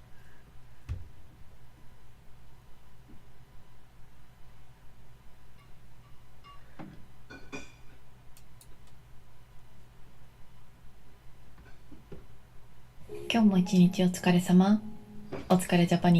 mean, her whole thing is that she is doing this. I mean, otsukare is like the expression that you will use in various forms in Japanese when work is done for the day and you're knocking off.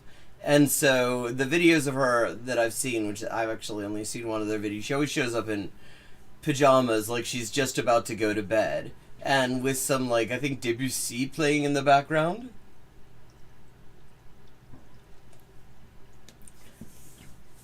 Yeah, like, there's a Telegram channel worth following, for example, for Arabic, called Resistance Music and Media, which has videos of, like, Palestinian rebel music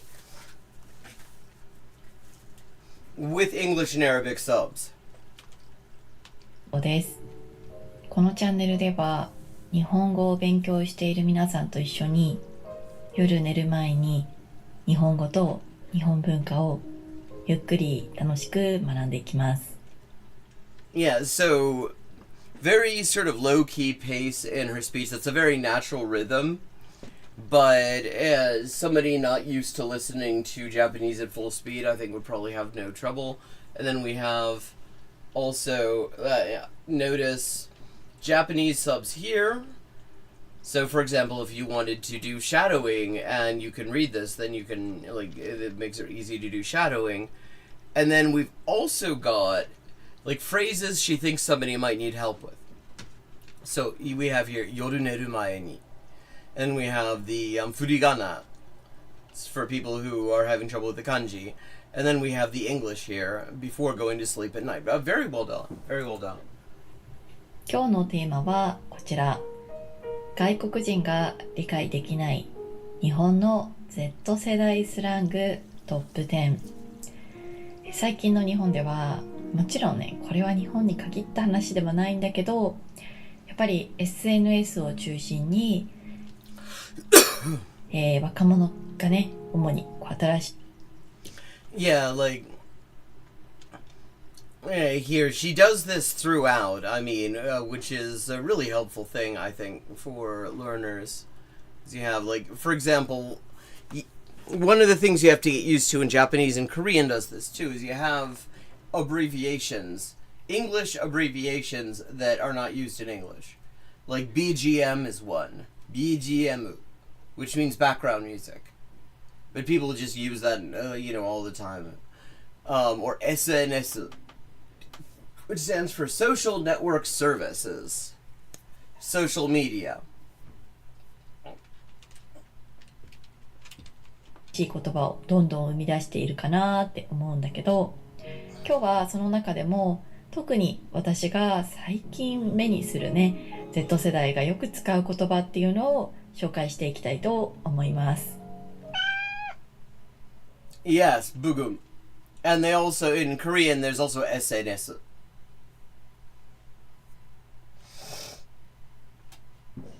一つ目、蛙化現象。The frog, literally the frogification phenomena. 蛙化現象。聞いたことねえな。これはね、最近とても有名になった言葉なんですが、皆さん、カエルって何かわかりますか？カエルっていう言葉は多分いろんなね、意味があると。Yeah, I mean that's true. When it's in katakana, you can't really tell. Because kaeru can mean like going home. It can mean to change something. And as a noun, it can be a frog. 思うんだけど、カエル、そして、Yeah, kaeru, to be able to keep, as in to keep a pet or something. カエル。カエルというね、発音をしたときに、私たちが思い浮かべるのは、緑色の爬虫類の動物だ、両生類。Yeah, that's exactly. I assumed frogification. Now I'm wondering. かな。緑色のね、動物なわけなんですけれども、蛙化現象と言われる言葉があります。カエルは、緑色のその動物のことで、Okay, so it is frog. 化っていうのは化けるっていう意味。そして現象っていうのはそうなっちゃったみたいな、そういう状況みたいな感じなんだけど、Yeah, like I mean, I think this is probably very good for intermediate learners, and it's interesting enough. Like I'm learning, so I've never heard of kaeru kagensho. 聞いたことも一度もねえんだ。意味としては、好きだった人を急に気持ち悪く感じることっていう感じ。Oh! I totally get it now. I think I know where this came from. Because there's the Frog Prince, remember the fairy tale?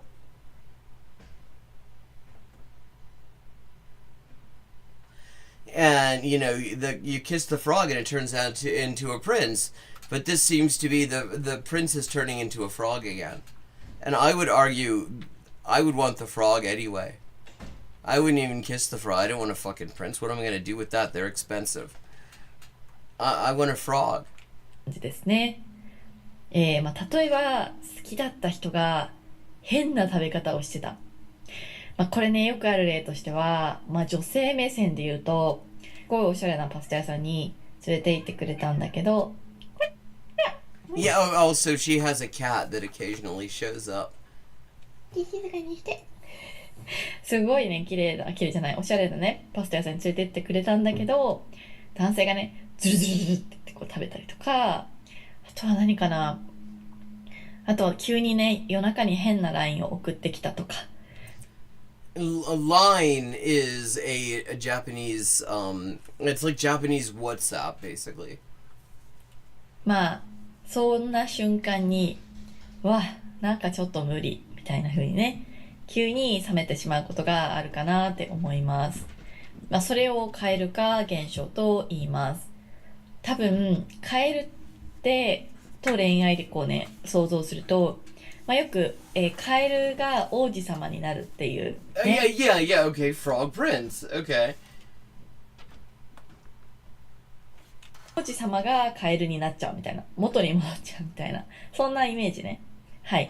なので、よくね、めっちゃ好きだった、彼氏、なんかカエル化現象したんだよね、みたいな。マジでカエル化彼氏みたいな風に言ったりします。カエル彼氏。ね。はい。皆さんも。Which, I mean, and there's also a great pun here. Because, like, 一旦彼氏がカエル化しちゃったと思うと、もう帰ってもらうしかないんだ。もう帰るか。カエル化されないように、パスタを食べるときはね、音を立てないように気をつけましょう。第2位。〇〇しか勝たん。I mean, that's a very interesting example because, I mean, if you know about, like, Japanese noodle eating culture, and this is also true in Korea, I mean, people make a lot of sound while eating noodles. But apparently, when you're eating Western noodles, you're not supposed to. Like, suddenly that's bad. Which I find interesting. これはね、SNS ですごく人気の言葉かなって思うんですけど、例えば、使い方としては、モンチしか勝たん。そんな感じですね。意味は、これが一番最高。ラーメンしか勝たん。猫しか勝たん。Okay. 電車しか勝たん。So, only these things win. So, like, trains rule, I guess. 本当にね、つまりこれが一番好きっていう意味ですね。ちょっとね、文法的に解説すると、なんとかしか勝たんっていうのは、何々しか勝たないという意味なんですね。なので、何々 only can win って感じちょっと私の英語は合ってるかわかんないけど、まあ何かだけ勝つことができる。Yeah, okay, so it's like saying that this thing rules, basically.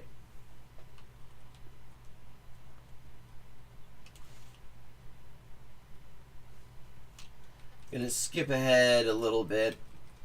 I'm gonna drop the link for this in chat for anyone who wants to see the whole thing. So we've got a couple other things to check out.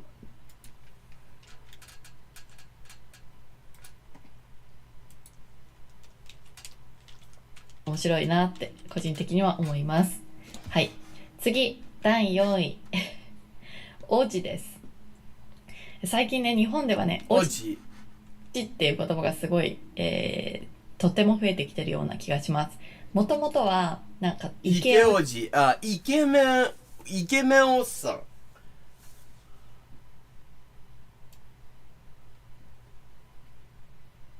子供部屋。小王子。鉄道王子。パラセタモールの食べ主義に出るんだな。カメラ王子。王子とか、Yeah, I love frogs. 小道寺とか、鉄道王子とか、カメラ王子とか、そういういろんな言葉があったんだけど、最近では特に王子だけをね、ピックアップして、使われているようなイメージがありますね。はい。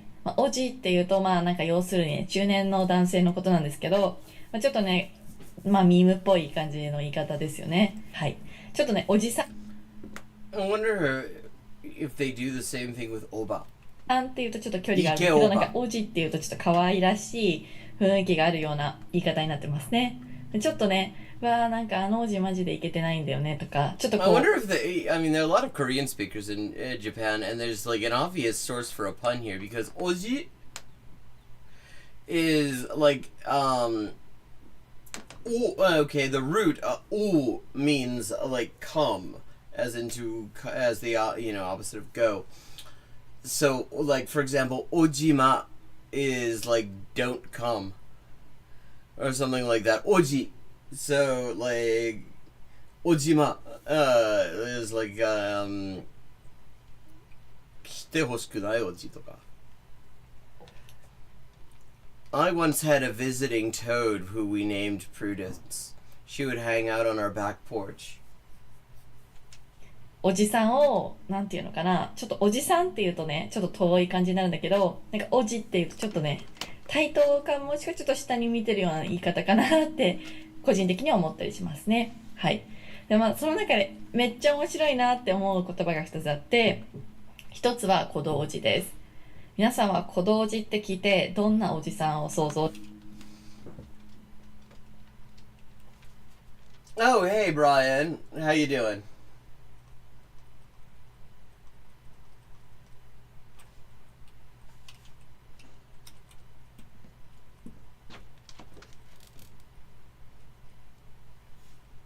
がちょっとね魅力が出る男性もいるのかなって思うんですけど、そういう人のことをねイケオジって言ったりしますね。はい。やっぱね、映画とかでも4、50代になっジェンなんか彼女になって六本木とか麻布とか青山と呼ばれるエリアになっています。イメージとしては東京タワーの近くですね。とか麻布のね。港区っていうのは、本当に最近日本ではすごく有名な言葉なんだけど、港区っていうのは東京に最近はです。はい。はい。おじを使ってください。そして第5位はですね、港区女子です。港区女子。OK。これはね、本当に最近日本ではすごく有名な言葉なんだけど、港区っていうのは東京23区の中にある、一つのね、区のことなんですけど、主に六本木とか麻布とか青山と呼ばれるエリアになっています。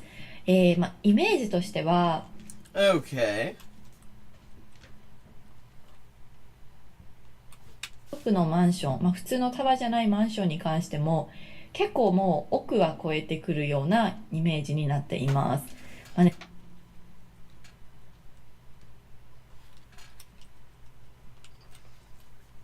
Okay, so as I said, I'm not going to watch the whole thing, but yeah, I've dropped the link in chat for anyone who wants to.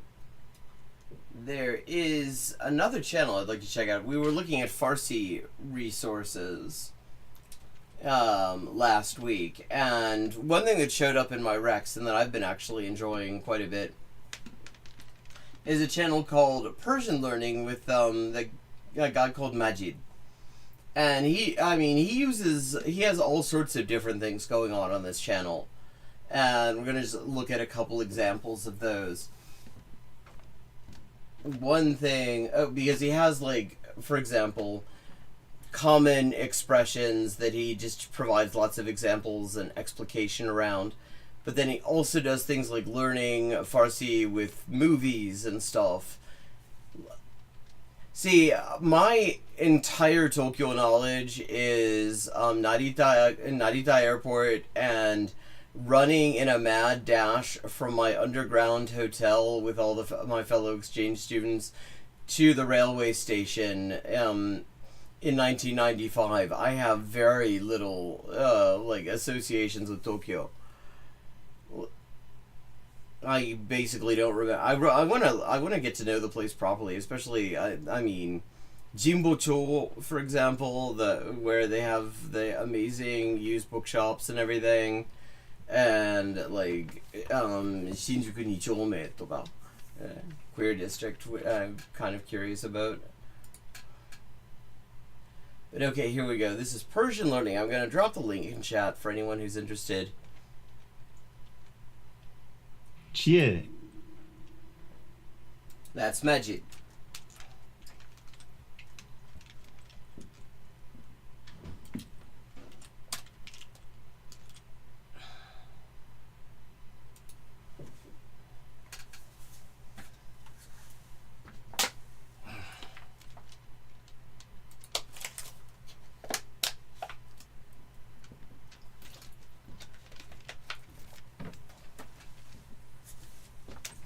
انگار حوصله نداری. انگار من بچه‌ام نمیفهمم. انگار دارم مریض میشم. انگار دارم مریض میشم. Oh, I understood that one. That means I think I'm coming down with something.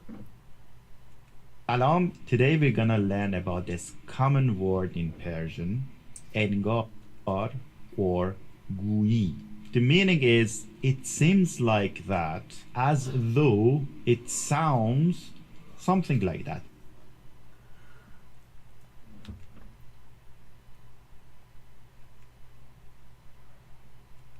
انگار قبلا یه جا دیدمش. انگار قبلا یه جا دیدمش. I saw him. انگار, as if, or it seems. Oh, interesting. Okay, so you see ye ja a fair bit in Farsi, and for me, in the closely related language of Hindi, ye means this. So I was hearing ye ja, and I was confused because ye definitely does not mean this in Farsi. They have in for that. So ye ja is a way of saying somewhere. Okay, got it. It's like that. قبلا, before, یه جا دیدمش. I saw it, him or her somewhere before. انگار قبلا یه جا دیدمش. انگار همه خستن. بریم بخوابیم. Okay. It seems like they're tired. You seem tired. Let's go to bed.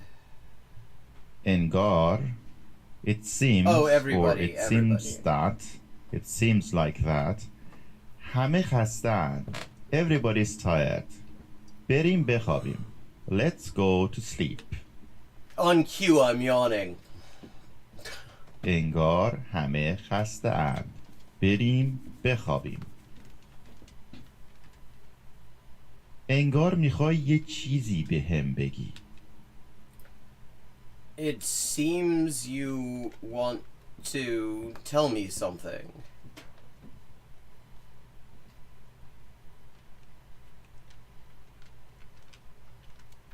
انگار, درستم. It's like you, or it seems that you یه چیزی. میخوای, you want یه چیزی بهم بگی. To tell me something. Something cheesy. انگار میخوای یه چیزی بهم بگی. انگار سرت خیلی شلوغه. Something about your head. خیلی سرت شلوغه. انگار, it seems that, or you seem شلوغ. to be very busy. انگار خیلی سرت مشغول نیست. شلوغه. Literally it means your head is busy. Idiomatically Like it preoccupied, means I guess. you are busy. انگار خیلی سرت شلوغه. انگار حالت خوب نیست. ببرمت دکتر. Okay. So he does lots of examples like this. There are other videos along the same sort of thing. I'm gonna look at another example, but he also uses like authentic materials and explicate those. He does a bunch of, so he has all sorts of different variations, all sorts of things. They all work together, I think, very nicely. Good audio as well. Interesting choices of examples, though I mean those were fairly mundane examples, but there he has other stuff too. کریستیانو رونالدو نسبت به سنش هنوز خیلی بازیکن خوبیه. هنوز گرمه. ولی خب نسبت به هفته پیش خیلی بهتره. سلام. Today we Okay, and this word actually comes from Arabic, nesbat and nesbat in We're gonna Arabic. talk about this phrase, nisbat be. Let's go and see that phrase in examples. هنوز خوب نشدم ولی نسبت به دیروز خیلی بهترم. I wasn't great today, but compared to yesterday, I'm much better. And you'll note behtar means better. And that is not a coincidence. It's because it's Indo-European, and it's one of many times in Farsi you will see familiar words. هنوز خوب نشدم. I'm still not well. ولی نسبت به دیروز, but compared to yesterday, خیلی بهترم. I'm much better. So compared to yesterday, or we can simply say I'm much better than. I see we've had a few people join. Hello to everyone and welcome to Hyperbolic Lighting with Elise. If this is your first time, we're just looking right now at some videos, some resources for Farsi, which we were talking about last week. And I had in my recommendations this this channel, Persian Learning with Majid, and I'd been looking at it over the week, and I quite liked what I saw, so I wanted to just give an introduction to it. If you're interested in learning Farsi, and I highly recommend it because it's a neat language, it's quite fascinating, and in a way it gives you kind of a springboard into Arabic and Turkish and Urdu, definitely, as well, so it can potentially take you other places, but Farsi itself is an interesting language and it has very pretty vowels, I think. Yesterday. کار جدیدم نسبت به کار قبلیم خیلی آسون تره. حقوقش هم بهتره. کار جدیدم, my new job, نسبت به کار قبلیم, Yeah, compared to my old job. Compared to my last job. Oh, asun dare. What asun dare? Asun. Asun. Asan. Which that is also the same in Farsi and Hindi and Urdu. Asan. Asani means like easy. Asan hai. خیلی آسون تره. It's much easier. حقوقش هم بهتره. The salary or its salary is also better. حقوقش. قیمتها نسبت به Okay, so I'm going to switch over and look at, I mean, these are my favorite aspects of this channel are things like this. His work with sort of authentic materials. He has a whole series of 18 videos that's Learn Persian with Movies. And this is one of them. سلام، من مجید هستم. اپیزود 8 of Learn Persian with Movies. برای امروز یه تیکه از سریال عاشقانه رو انتخاب کردم. میریم با هم نگاه میکنیم، برمیگردیم.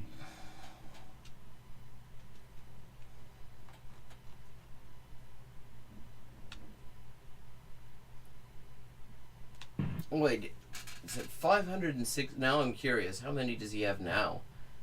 Oh, 70. Okay, 71.8 thousand. Because I was going to say, if he's still at like 500 subscribers with this quality of material and this much of it, that would just be criminal, really.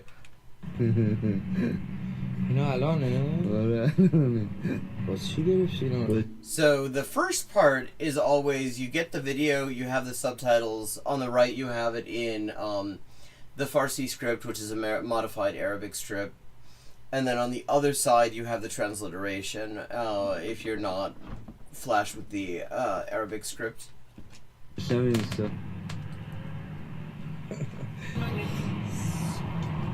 الو سارا جون، اجازه میدی که من از اتاق عمل اومدم بیرون بهت زنگ بزنم؟ نه فقط دعا کنید به اوش بیون. قربونت برم.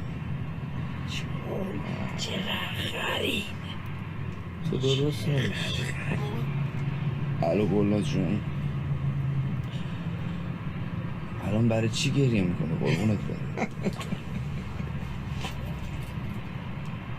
ببین من Okay, so I'm gonna skip ahead. Here we go. اینا الانه. الان means now. اینا these are now. He refers to the pictures. آره yes. واسه چی گرفتی اینا رو؟ واسه چی؟ I think we had it before. واسه چی or برای چی means Why did you take them? what for or why. For example, واسه چی هنوز نخوابیدی؟ Why are you not sleeping? گرفتی اینا رو. گرفتن means take. He refers to the pictures. Picture means axe and axe گرفتن means take a picture. For example, یه عکس ازم میگیری؟ Could you please take a picture of me? So واسه چی گرفتی اینا رو؟ Oh, yeah, it's short for yek, I Why think. did you take Okay. these photos? گذاشتم اینستا. گذاشتم comes from the verb put. As a friend told me some days ago to tell you about also the stem of the verbs in my videos. Here is a stem for the infinitive گذاشتن. زار. If you want to say Very useful because, I mean, one of the things about Farsi verbs is that the stems are constantly changing in the present tense. Past tense is actually quite simple, but the present tense, everything is different. In the stems completely change. The endings are actually kind of the same in all the tenses, but the stems keep changing. I put present simple. You say میذارم. میذاری میذاره and so on. گذاشتم اینستا. Here is the past tense. I put them on Instagram. Insta is the shorter form for Instagram, we say. اینا الانه؟ آره. واسه چی گرفتی اینا؟ گذاشتم اینستا. الو سارا جون، اجازه میدی که من از اتاق عمل اومدم بیرون بهت زنگ بزنم؟ نه فقط دعا کنید به اوش بیون. قربونت برم. الو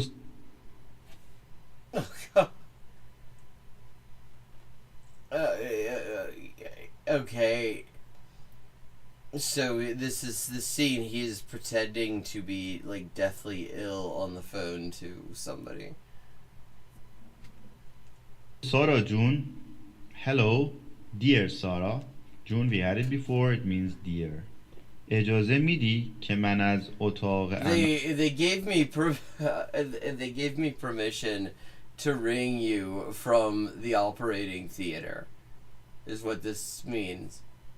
اتاق عمل is operating theater. عمل اتاق عمل operating theater. عمل اومدم بیرون بهت زنگ بزنم. اجازه میدی؟ The verb is اجازه دادن and it means to let or to allow something. So normally when we want to say can I do something, do you let me do something, we use اجازه میدی, or better will be میتونم, means can I or could I. اجازه میدی برم, do you let me go. میتونم برم, can I go. Don't forget that after these two phrases. One other good thing about this channel is he does a lot of spoken Farsi, which is important because spoken and written Farsi are very different in a number of respects. Like, for example, the mitunam means I can. That's the spoken version of it. In writing, it is mitavanam. For example, let's see other examples. Like June, like one of the things, this happens a lot in Farsi, is that in informal speech, a lot of things that in proper formal speech have a long o sound become an u sound. So John becomes June, Asan becomes Asun, Tehran becomes Tehrun. The suffix for the verb is be, always. اجازه میدی, do you let me or can I. As اتاق عمل, اتاق is room, عمل is surgery or operation, so operation room. اومدم بیرون, do you let me or can I. When I come out, بیرون means out, from okay, I misunderstood operation completely. room. بهت زنگ بزنم, I call you. So here we have be, like here. So do you let me when I come out from the operation room, then I call you.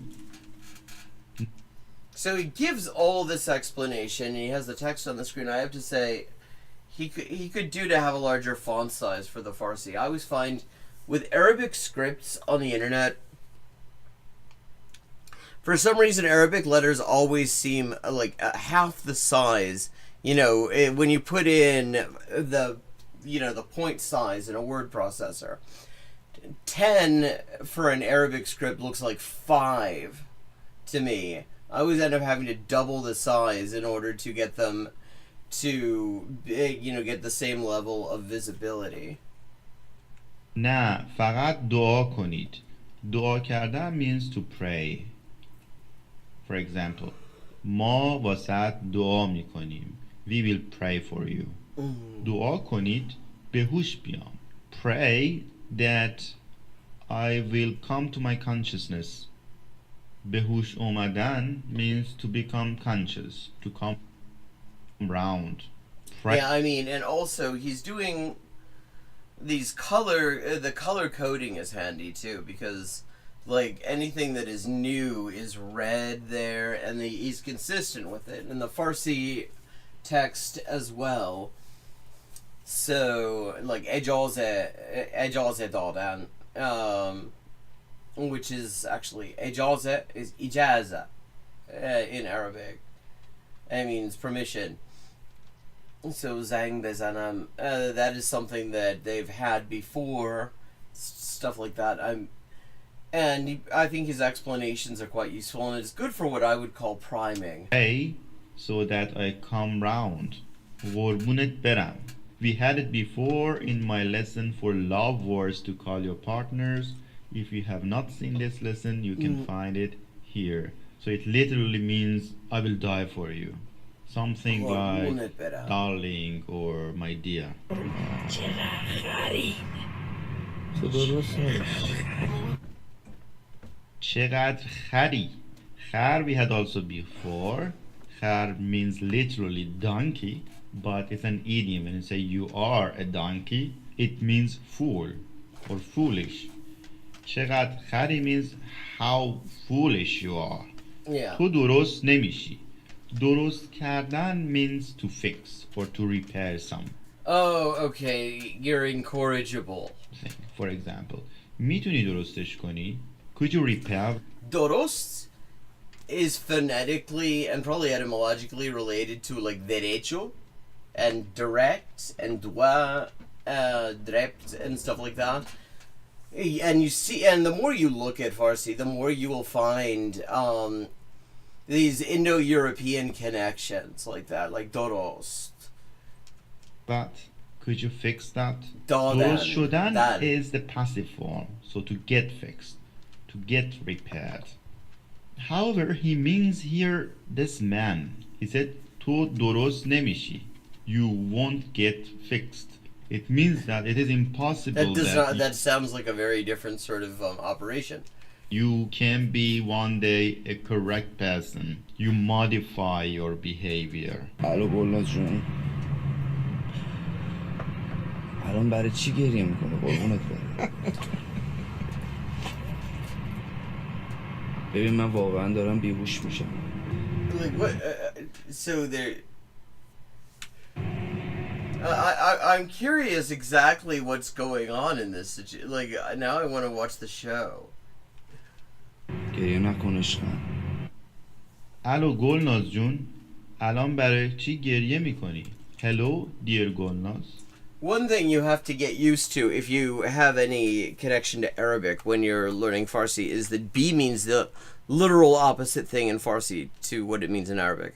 Like in Arabic, you see B on something and it means like with, using, by means of. And in Farsi, you see B as a prefix and it means without. Now, برای چی? We had it before. From Why? what? گریه میکنی. گریه کردن means to cry. Why are you crying now? قربونت برم. Darling. ببین من واقعا دارم بیهوش میشم. Look, present continuous. I am Yeah, I going- mean, one thing is this, analysis of authentic sentences. That sort of thing I think is very useful. unconscious. So بیهوش شدن means to get or to go unconscious. گریه نکن عشقم. Don't cry, my love. So he put some fake photos on Instagram and he kept lying to his girlfriends. So he's an asshole, basically. Doros Tamishe. Okay, and then we go without subs. اینا الانه؟ آره باز چی گرفتی اینا؟ گذاشتم اینستا.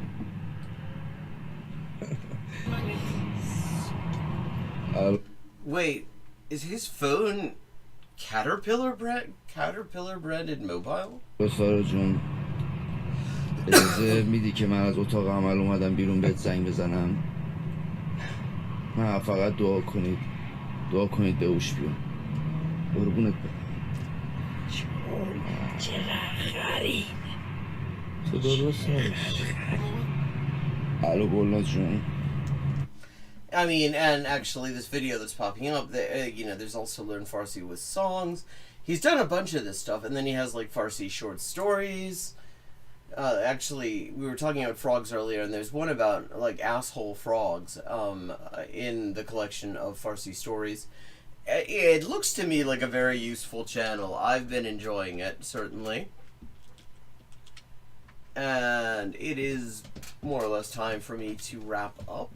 I hope you enjoyed the stream, and if you enjoyed the stream and would like to support my crowdfunded translation project, first of all, I'm gonna just drop a link in chat so where you can see this project and what it's all about. Because I am translating things that sort of slip through the cracks. stuff that no individual client is paying for, but that there's a public interest in translating.